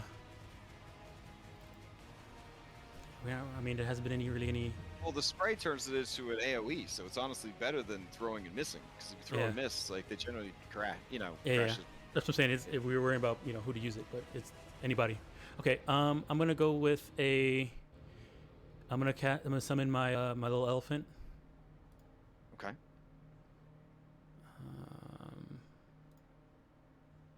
Your elephant. Yeah. Oh, the elephant. Haven't seen this one in a minute. Do you need help dragging it out, or? No, I got it. Where is he at? Pokemon. Summon Fae. When was There he is. last time we had this? The elephant was on the Cerberus, wasn't it? No, it was the Hydra.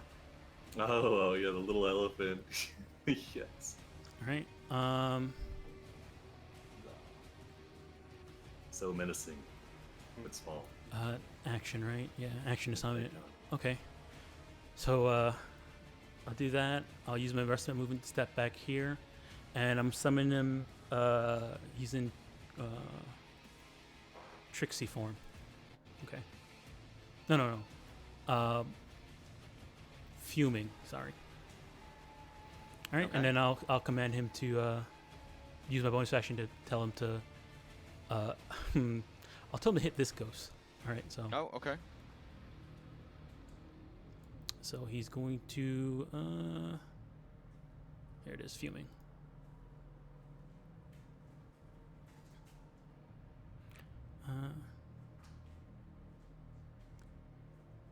Okay, so he'll teleport over to here, and then make an attack against this ghost. Okay. Holy smokes! Yeah, that is gonna hit with his short sword? Question mark. Those are his tusk, I guess. Yeah, I guess so. Yeah, his tusk. Okay. Let's see. It does not ignore force, and this is the attack. I'm assuming the attacks this creature are magical weapons. Yeah. I think so. Yeah, I would assume so. Yeah. All right. Yeah, he takes that damage right in the face. All right. Turns around as he gets shanked by a tiny elephant. Ghost on ghost action, or spirit. Ghost on spirit. Spirit on ghost action. All right. What else you got, Maya? And I guess I'll add it, action, bonus action. So yeah, that's it. I'll pass to. You got Kyra or Esther? Do we want to go through Esther and have Kyra continue for our next round, or give it to Kyra? I always like to have the Initiative. beginning of the round. All right, so I guess I'll pass it to Esther. Okay. As Esther's getting ready to go, Kyra looks at him and says, if your feelings are so fucking hurt, you're so angry at me, here I am. Here I am. You don't need to fight them, fight me. And she kind of like tears at her, like, not tears her clothes off, but she kind of like pulls at her clothes dramatically and like fucking throws her hands up at him. And she says, you don't need to fight anyone else but me. Settle it. Settle all those feelings you have right now with me. And he looks at her and he says, we go too far back for me to be goaded by you. Now, if you brought these children here, they must be special to you.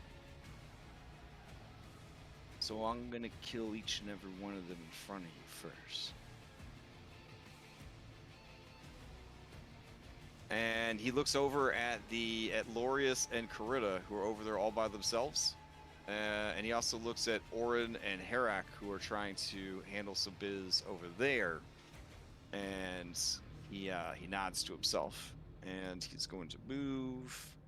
Let's see.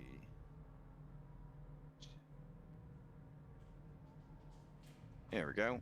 He will go around this fucking elephant, because, you know. Alright. Orin. He walks up behind you. And he says, stopping to save the dying. That's not very efficient. And he is going to, let's see, and the orb kind of drifts after him. Bloop, bloop, bloop. He's going to recklessly, and this is NPC Giphy Reckless, so this applies throughout his entire turn now. Oh, fantastic. Yeah, and he's going to bring that Warhammer of Conquest down on you, or try to. Atticus has a shield, Yeah. right? And Orin kind of, while he's still pulling up Hirak, brings the shield up and kind of blocks the blow. Says, mercy for others is not weakness. I hope you would have learned that in your 500 years. Perhaps it is time for you to go. Oof. All right. Yeah, as you deflect his shield so expertly, and then drop that Boy Scout shit on him, he just, his face kind of scrunches up in anger, and he says, there's a lot more to you than I first thought. And you can feel his eyes appraising your body. Oh, God. There's no All HR right. on this boat, is there? I mean, you have protection from evil on this. You should be fine. So I do. Oh, well. Yeah, you do. Mine was cast by. Okay. By Sibo, Who was it yeah, cast you- by, though? Yeah. Yeah, Sibo. okay. Okay. Okay. All Put like right. a blue dot. You hear the bloop bloop bloops fill up, and then he is going to pass to Metron the Navigator. Who's still pulling his boots on, I think, right? With a like a squelching sound, and then sort of a flurbling fart sound. You see a much larger Metron force himself out of the staircase, and he looks around at all of you, and he says, "I'm here. I'm here." And he holds up a finger as if to say 1 minute, and then he says, and he leads over and begins to vomit. And as he is vomiting, let's see, 1, 2, 3, 4. 1, 2, 3, 4. Okay. Sibo, give me a D4 roll.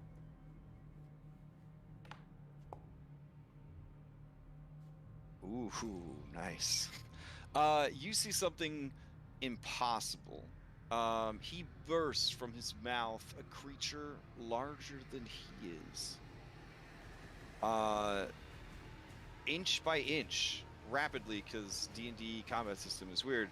You see the body of a dead but still moving zombified Cyclops spill forth onto the deck of the ship out of Metron's mouth. Oh, that's gonna be a little tough. Is that giant or undead? I play with dual type Pokemans. So as it appears, Xander's axe thrums with excitement, and you feel it, Julian. The axe is thinking to itself, "Finally." Julian, I've got no moral qualms about it. And that is his turn to birth that. He is effectively a unit creating a unit. So you guys thought he was going to try to eat you. Come on now. So I'll roll this bad boy into initiative, and he will pass to him. As he goes to pass to him, Esther will try again to recklessly knock ya boy off the ship. But honestly, math is kind of on your side here, because even with reckless, he's got to get a pretty high number to beat your armor class. Here we go. Just gotta point it out. Okay. Oof. Okay. I'm good. All right, so he's Got the just shield. literally hammering against the shield, kind of roaring as he does, unable to get through. So that is his first paragon of this exchange. All right, this thing comes lumbering forward towards Helise. You see that it is brandishing only its fucking fists. And as it comes up to her, yeah, it is going to take 2 minor actions. So first it is going to try and smash, I guess?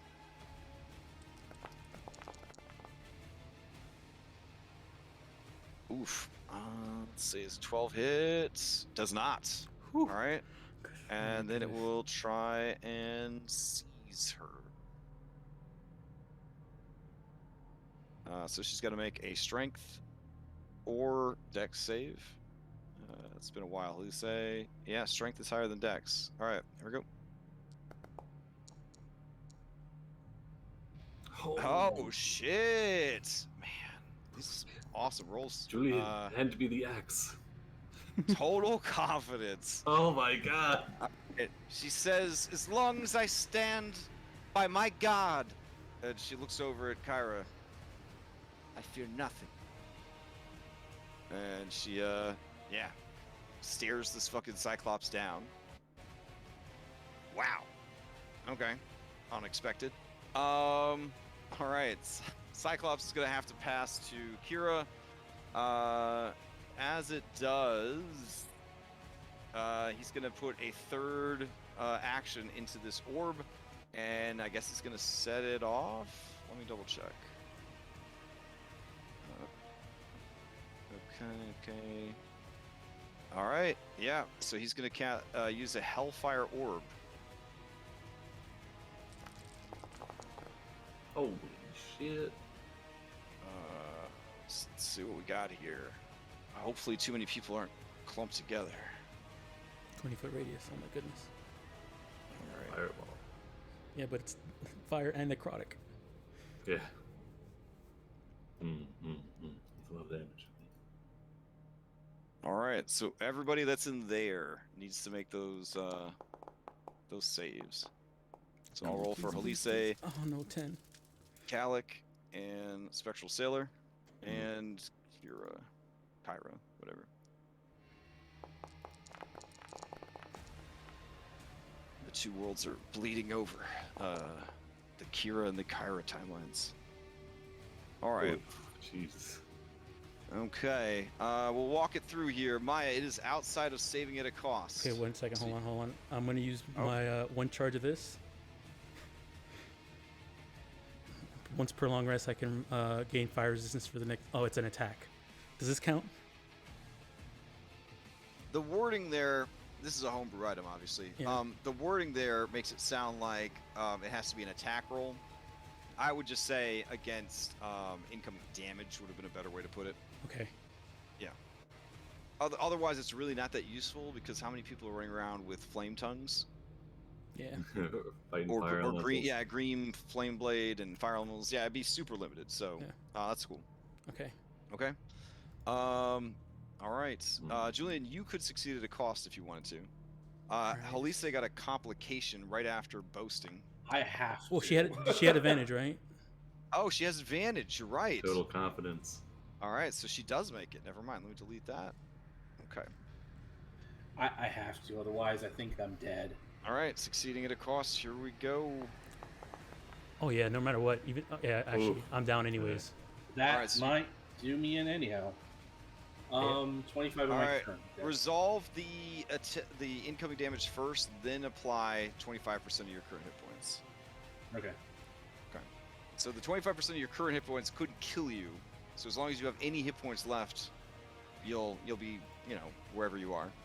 Kalik, however, who wants to be a champion in the arena, she... Oh man. Takes 70 Fucking damage. Fucking check. 81, I think. Ooh. Yeah, she dies. Yep. That's massive damage. Oh, shit.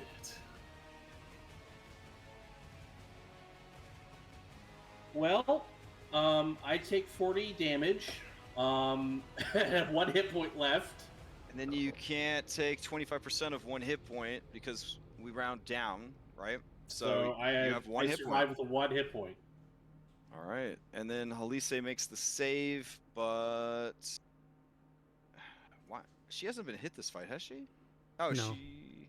So she would have 45, and then I don't know now, 45, and you take half.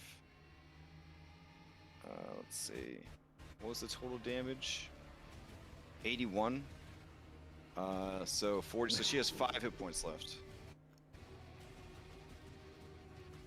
All right, and then Kyra makes the save, so she takes 41, and she has to make a concentration check. She does not. Julian, you are no longer protected against good and evil. It's gone. All right. All right. And then this ghosty, despite its best efforts, it is immune to necrotic, but even taking half of the fire, if it had made the save, it would have been obliterated. Okay.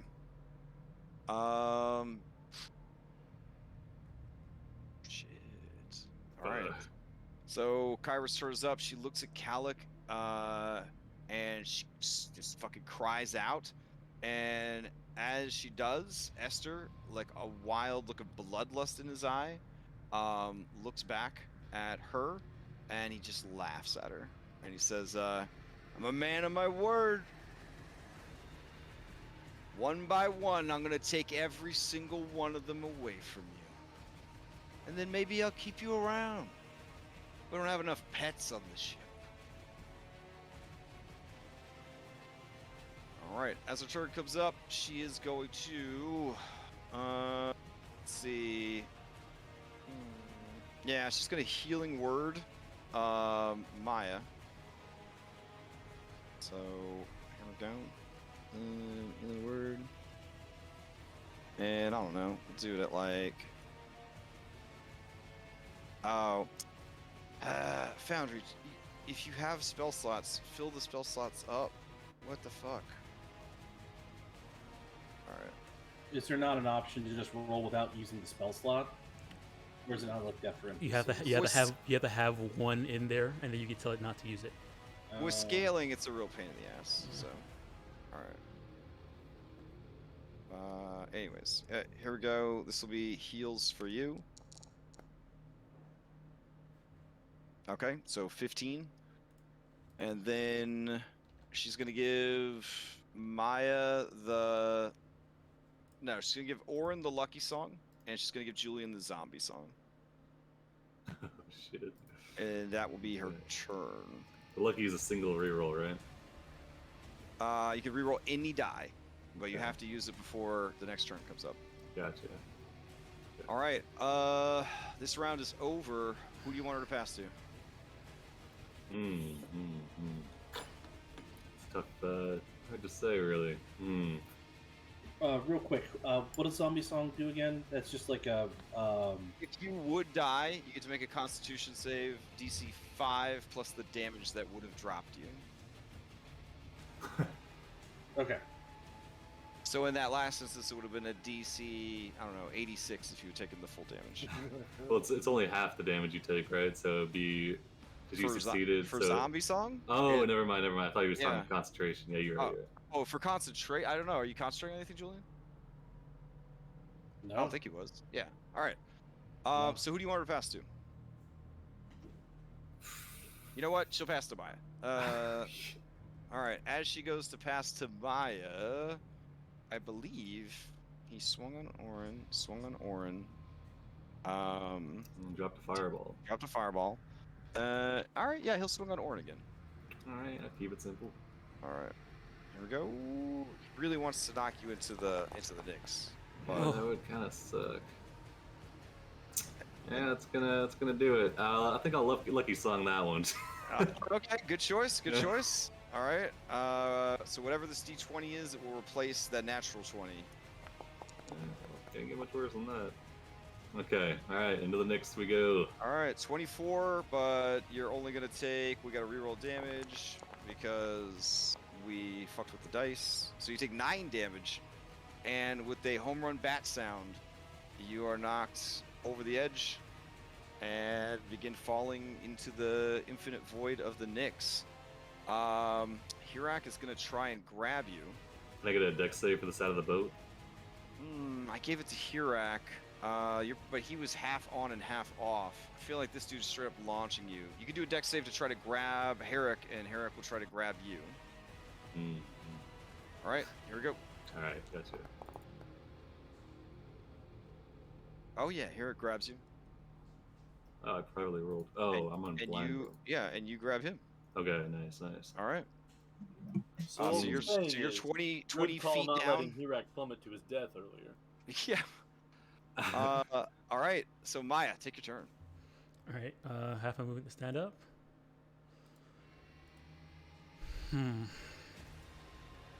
My elephant's gone too, so what to do? That's a concentration. Yeah, it was concentration, and I went down. So,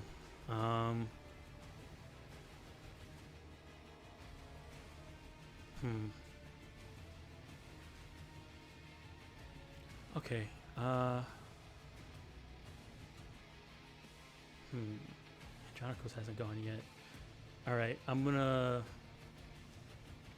bonus action. Drink this spell power potion.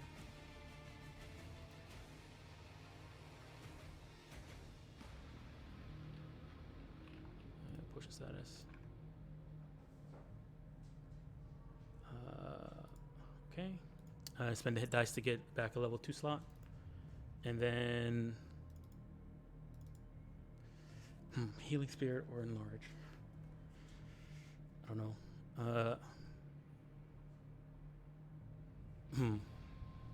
I think I lost audio because I can't hear you guys. Does anybody see I that? think I we're all didn't just say being super quiet. Oh, 'cause I didn't. It's tense I right didn't. now. Yeah, I didn't. Yeah. I didn't even hear Groovy. That's why. Okay. Oh, that's right. Groovy fades out for you. Yeah. Okay. Well, this track has a lot of silent bits to it. All right. Healing or Alright, enlarge. Healing might be good because I think somebody's about to get punched Alright. a couple times. I'm gonna healing spirit.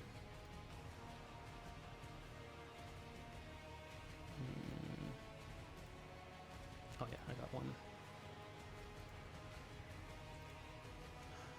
Level 2 healing spirit.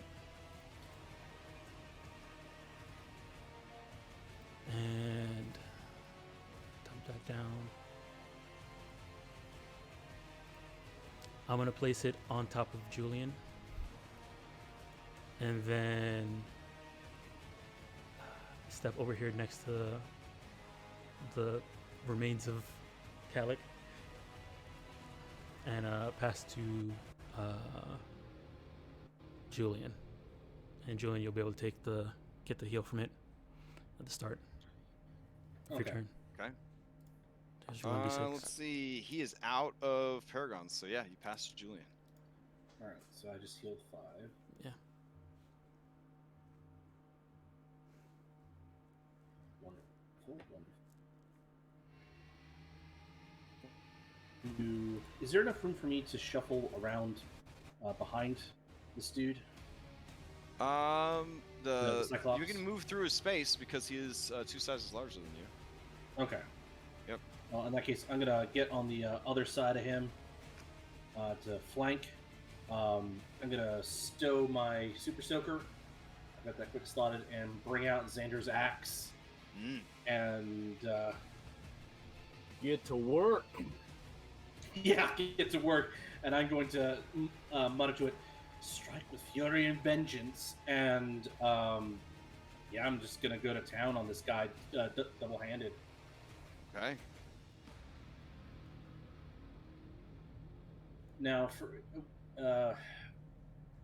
if I'm attacking with it, the way we got it set up is, do I just click versatile damage if I'm doing it two-handed? Because then it's a D10. Will that attack and roll? To Or trigger alternate damage, I think you hold down just Alt. do alt roll? Yeah, while Yeah. you're rolling. Yeah, that should cause the other die to happen. If it's set up that way, yeah. Yeah. I'm not sure. Okay. We'll figure it out. Go for it.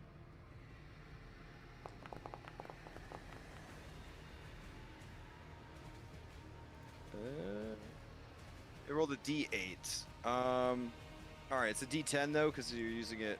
Yeah. So Okay, so go ahead, Click versatile damage. If Ooh, you have that your does? sheet, if you have your sheet open, you can just click the button that says I do. Yeah, there should be a button that just says Okay. versatile. If you click that, it should do it. Just roll that. There you go. Dang. So 8. All right. Now, if this is, let's see, this is considered a giant or a titan. This deals an extra 3d6 force damage, and then It is. It is. And then I get, and I may heal 1d6 as well. If you killed it. Oh, he kills. Excuse me. You are correct. Yep. Sorry. My bad. Yeah, no worries. Okay, so that's the damage you got is 8, and then the extra 3d6. Okay. It takes the full amount of damage for both. I don't know why that happened. There we go. I don't know how that happened either. I I don't know all right. why. Don't worry. Don't worry. All right. It takes the. He takes the damage. The axe fills you with boundless joy as you strike out against the creature. It turns its attention away from Elise and back towards you. As it does, Esther, who is kind of peering over the side trying to see where Orin is, looks over at Julian and says, "That's Xander's axe. I thought maybe you were just some kind of poser. Give me that. Doesn't belong in the hands of a bard. It's a warrior's weapon, a Dragonlord's weapon. Hand it over, and when we get to Mitros, I'll send you on your way." I'll snatch out my remaining health potion, down it, and then wipe my mouth, the back of my hand, and say, "I am a Dragonlord, you usurper! Fucking rotten hell!" It's all right. Hey, somebody about to get a fireball. Okay, he kind of strokes. He can't because his hands are full, but he kind of looks at you. Strokes his beard, by the way, in case anyone's filling in the blank. But he can't because his hands are full. And then he says, A third hand comes out of nowhere. "I'm pretty familiar with hell. Yeah, I'll be all right." All right, Julian. This Cyclops is gonna steal because you heard it. Yeah, I'm gonna roll my heals. Real quick. Okay. It's 2d6 plus 2.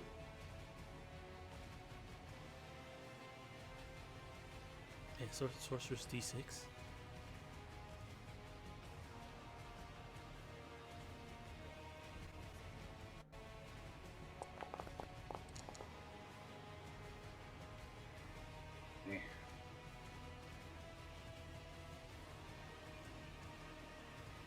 Okay. All right, what's it gonna do? Yeah. Well, it turns around and it kind of cocks its head and looks at you, and then it reaches down to grab you.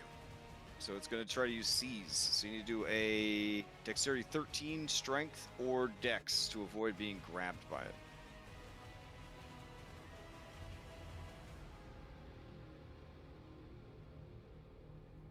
So you said dex save? Yep. Dex or strength, your choice. Ooh. Nope. You could succeed at a Otherwise, he's just gonna pick at you up. What's the worst that could happen? Yeah, I'll succeed at a cost. Oh, okay. Oh boy. Oh, okay. It opens its lipless mouth and lets out sort of a frustration, and you just see like rot and like grave dirt and fucking worms just gonna come pouring out of its mouth. It is mad at you. It is real mad at you. Apparently, it's so mad at you that you are its only priority. It is going to raise a fist and try and smash you.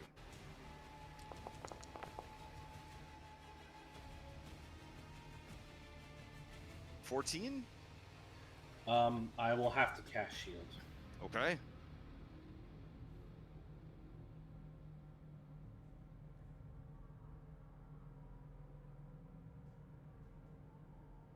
Alright, so you shield it using your reaction. Okay, it is going to pass to Metron. Metron looks like he's getting ready to barf something up. It takes, let's see.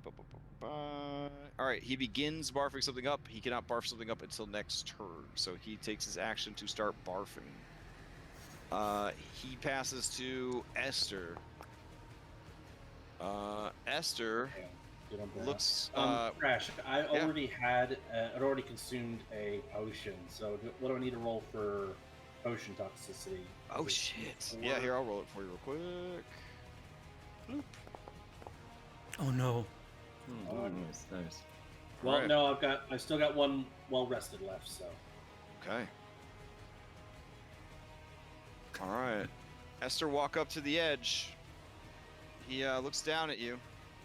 Thought you wanted a fair fight. Bit weak to go blasting people off the boat. He just kind of starts laughing and he says, "Never have I ever wanted a fair fight." And he cuts the rope. He just cuts it. That's a +2 +2 Vulcan magic forged rope. rope. Are you kidding me?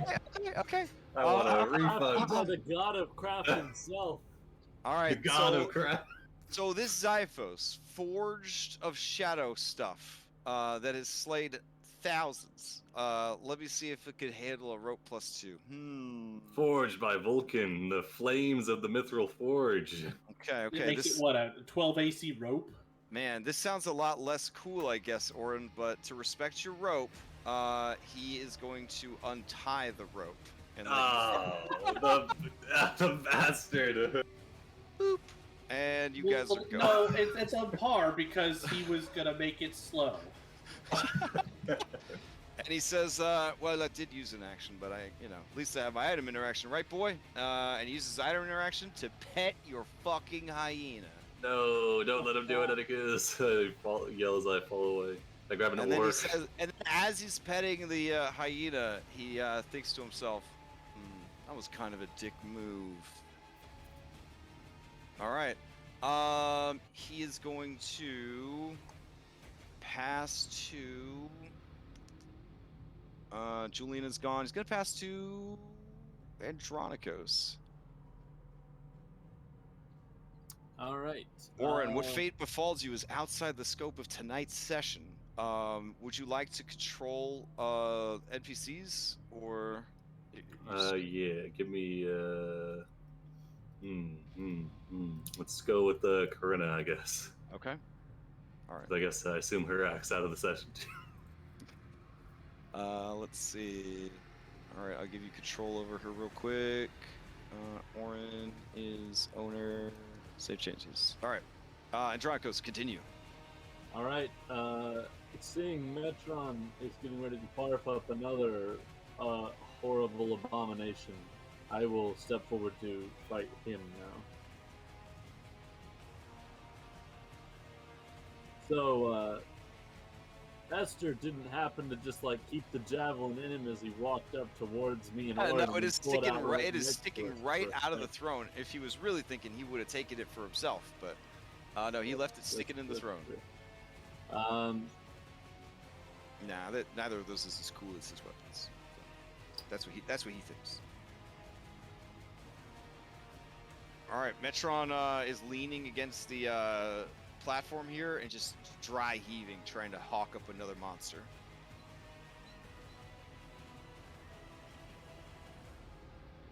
All right, I'm gonna attack him with just my trident.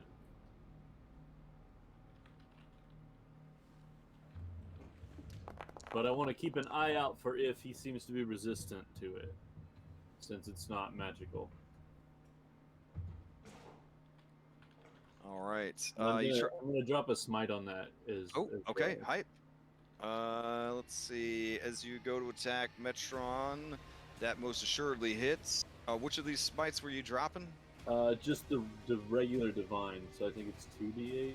Well, he's undead, so you get to add more. Right, so 3 then. Okay.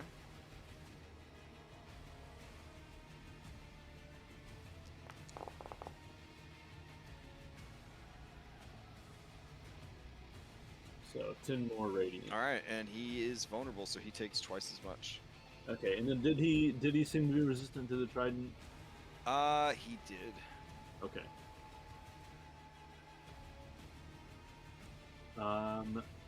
I should have done this beforehand, but I'll do it now. I'll transfer my bonus action over to Metron. Okay. My Hunter's Mark. Oh, sure. All right. All right.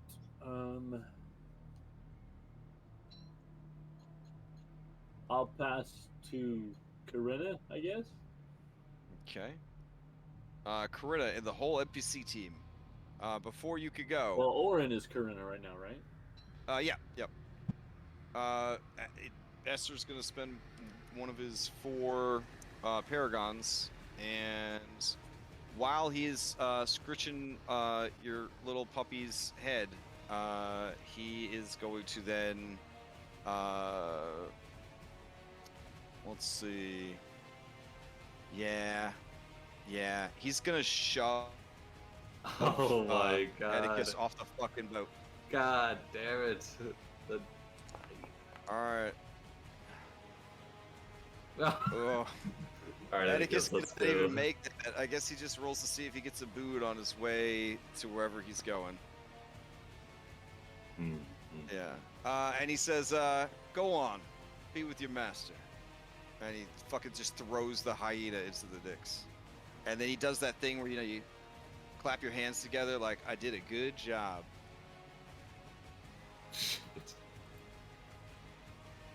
You just hear nervous laughter all the way into the water. All right. That is his I mean, he didn't really move because, Paragon action, but yeah, for due effect. All right. So, NPC team, you're up. Okay. Well, should I run Corona first then? Yeah, I mean, you could do she'll call out orders to the others, I guess. Oh, okay, nice. All right. Well, the Cyclops seems to be a bit of an issue, but also Esther, but I don't think Corona should be the one attacking him directly. So yeah, Corona's gonna run up here. Okay, well then, actually, she'll stay back here. Maybe. Is there any cover on the deck of the boat? Yeah. So these are Behind 10 the foot high. mast. Yeah, these are 10 foot high. This is 10 foot high platforms, so technically that would provide some cover. And then yeah, the mast is cover. And then this is another raised 10 foot platform over here. I guess you could try to get the stairs and go below deck. Oh, okay. Damn. Okay. Yeah, with the creepy drum lady and all the ghosts. Shit. This is pretty fucked. I think she'll just spread out a little bit here. Don't want to be within 10 feet of the edge though. Somebody will go like right here, and then she will just take a shot at the Cyclops.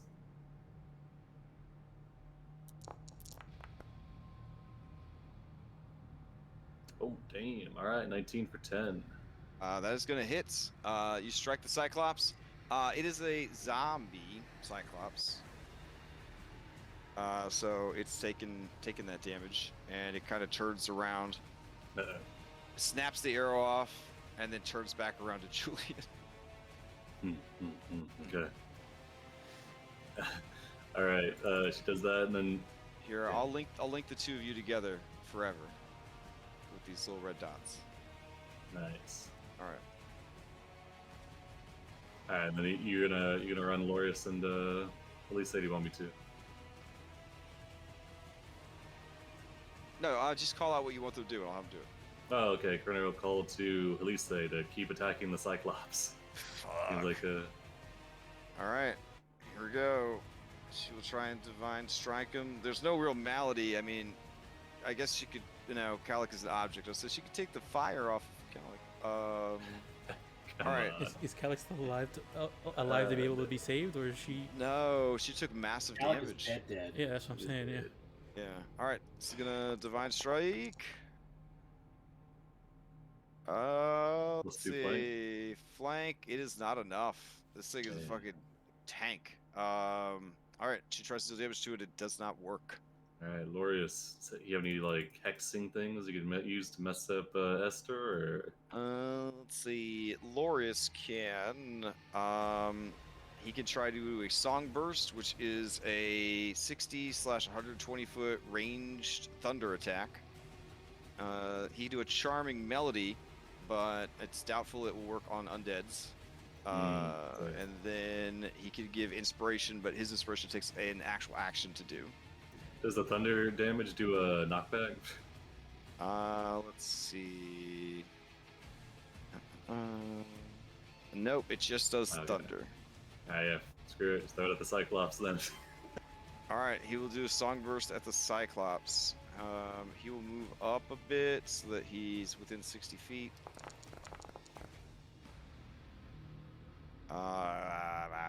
It was nice damage, but he did not. Yeah, it didn't hit.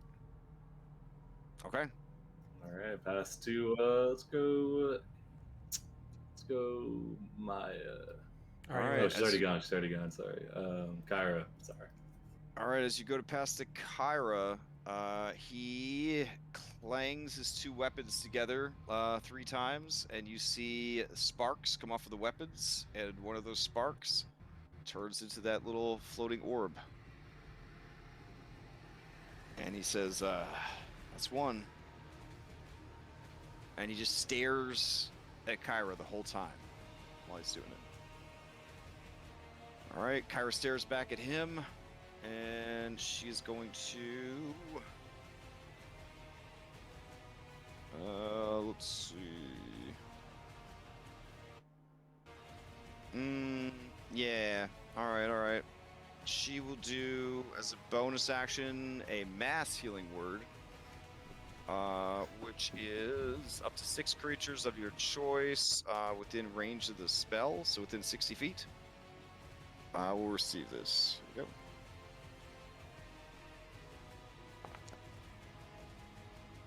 go. All right, so Julian, you get 9. Helise gets 9. Maya, you get 9. Sibo, you get 9. Yep. And 1, 2, 3, 4. I guess she'll give it to herself. Adronkos, you're doing great. Yeah. Yeah. She will That's hilarious. give Lucky Song to Julian and Zombie Song to Maya. And that will be her activation. She will try to pass to Sibo. All right. Sibo, as he's getting ready to pass to him, he clangs his 2 weapons together again, and you see the sparks kind of fly, and you see that orb get bigger. All right. I'm going to stand up and yell some obscenities in Noriand and Okay. cast Thunder Wave from here. Oh, hype to try to knock him off the ship. Okay. Yeah. All right.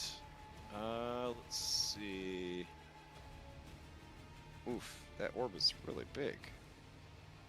Yeah, whatever. All right. What's the saving throw it's gonna make? It's wow. I guess I have to look up Thunder Wave because it's not linked heavily. I thought it was linked to the shield. Shit. Okay. Hold on. Constitution. I can dump it in chat. Hold on. Okay, I think it's tied to the weapon, so I'm gonna look it up. I thought it was already listed. Hold on. All right. Shield. Blah blah blah. There's this very Thunder Wave. It does not. Well, that's an awesome weapon. It does not specify what the DC is. We're gonna say the DC is a 15. My DC is 14, not to roll something. No, that's fine. It'll be. Magical items generally have DCs built into them when they can cast effects. Okay. So good. yeah. And it's Constitution. Okay.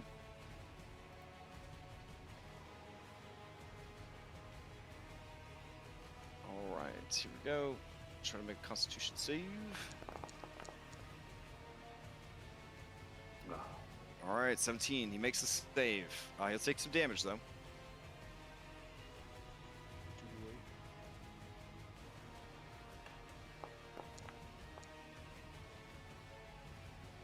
All right.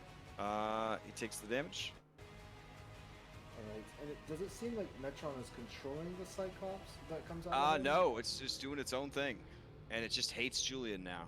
Because consequences. Well, it's that or get grappled. Right. I'd rather have a +2 against me than like fucking advantage. True, Yeah, true, true. Or half your hit points. Or thrown into the abyss, lost forever.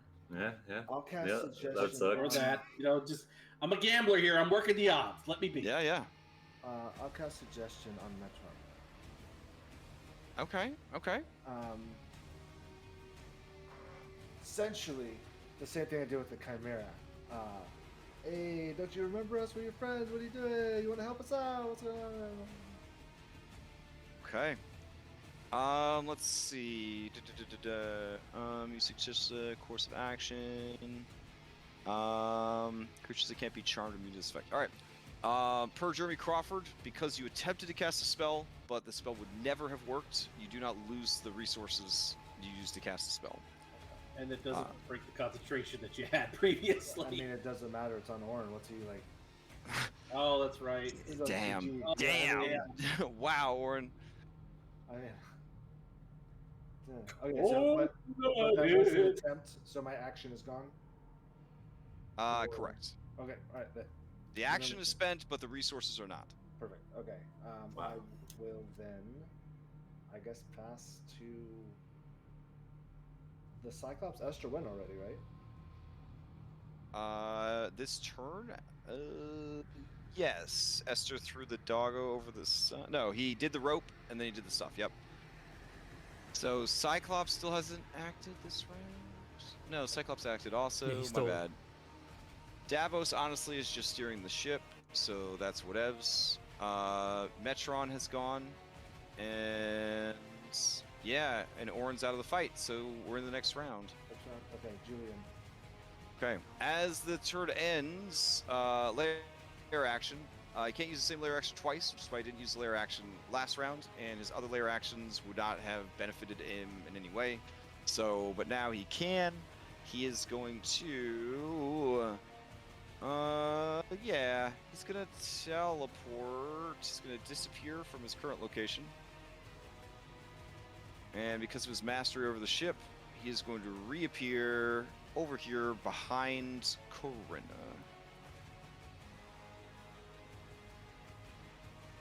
All right, and that is that's the layer action. That brings us to the next round. All right, who do you pass to? Julian. Julian, interesting choice. Okay. Well, it's about time. Do we want to stop before we start the next round? Ooh, that's true. We're right at time. The rounds are taking a little while. I'm down to go one more round. I could go one more round. We started a little late. That's fine. Is anyone not able to go one more round? I'm not feeling super great, so I'd rather go to bed. Okay. I'm like doped up to the nines to be conscious for this, but yeah, I'm definitely glad we didn't cancel for COVID shot, because yeah, we got to finish this up next week. Otherwise, there'll be a two week gap there. So what we will do then is, as this new round is starting, with allies tossed into the Nyx, burnt alive, Corinna, Danger, Julian, toe-to-toe with an enraged Cyclops zombie, Andronicos trying to stop Metron from barfing out any more stuff. Steeble, you're actually doing pretty good. And we'll just continue next week. Maya's looking at the mast in desperation. I mean, the mast is there. You could feel the entity inside the mast just watching Earth, and with great interest. Oof. All right. I guess I'll take you back to the start page.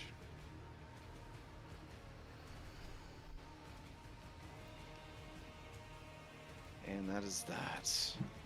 Oof. Okay. Doing good. Alright. All right. So we More already rounds. have one Orin side quest to save the goats of Woodhike. I don't know. Maybe there's getting through the ethereal plane one shot in the future. We will have to see. All right. Announcement wise, yeah, we're not playing in 2 weeks because DragonCon, and then Extra Life is coming up in November, so we're not gonna play that weekend, but we are gonna be playing some Extra Life, so that'll be pretty exciting. More and more information will come available for that. Lots of great sponsors are signing up this year, including D&D Beyond, and so easily the best map makers in the world with Heroic Maps and Tom Cardos, who's at Piku, Afternoon Maps. They're all jumping in there to help donate incentives to people to donate to our campaign. I hope it's a really nice big campaign. I hope everybody has a lot of fun this year. If you're interested in helping out in any capacity at all, let me know, and I have plenty of things that you could help with. Just let me know on that.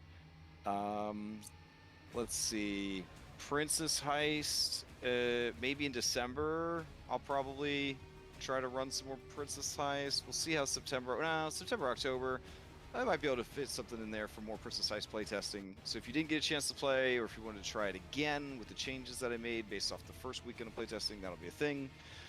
And and then end of November and beginning of December, there'll be the finale of the Storm King's Thunder post-campaign stuff. It's going to be bananas, level 15 and 16 characters going up against fucking Dendar the Night Serpent and stone giant liches and all sorts of crazy shit like that. So that'll be a nice high level super dungeon experience. So anyone have any other shouts or announcements? Nothing here. If you guys are, anybody's still watching Rhyme, we're getting close to the end, so go ahead and watch. Nice. I'm terrified of what Red saw in the dungeon. So, anyways, oh yeah, I'll tell you about that later. The what's going on with Wednesday? I might be super late. Okay. Yeah, but I don't want to talk about it on stream. All right. All right, we played on Foundry VTT tonight, hosted by the Forge VTT, which is why we could do all kinds of crazy cool stuff like parallax scrolling backgrounds and animated lights and all the other amazing stuff. So check it out if you're looking for a cool virtual tabletop or host for your cool virtual tabletop. We will pick this up next week. If you guys need anything, hit me up on the server. And good luck this week. All right. Yeah, thanks for the game. Hey, everybody. All right. Bye, stream.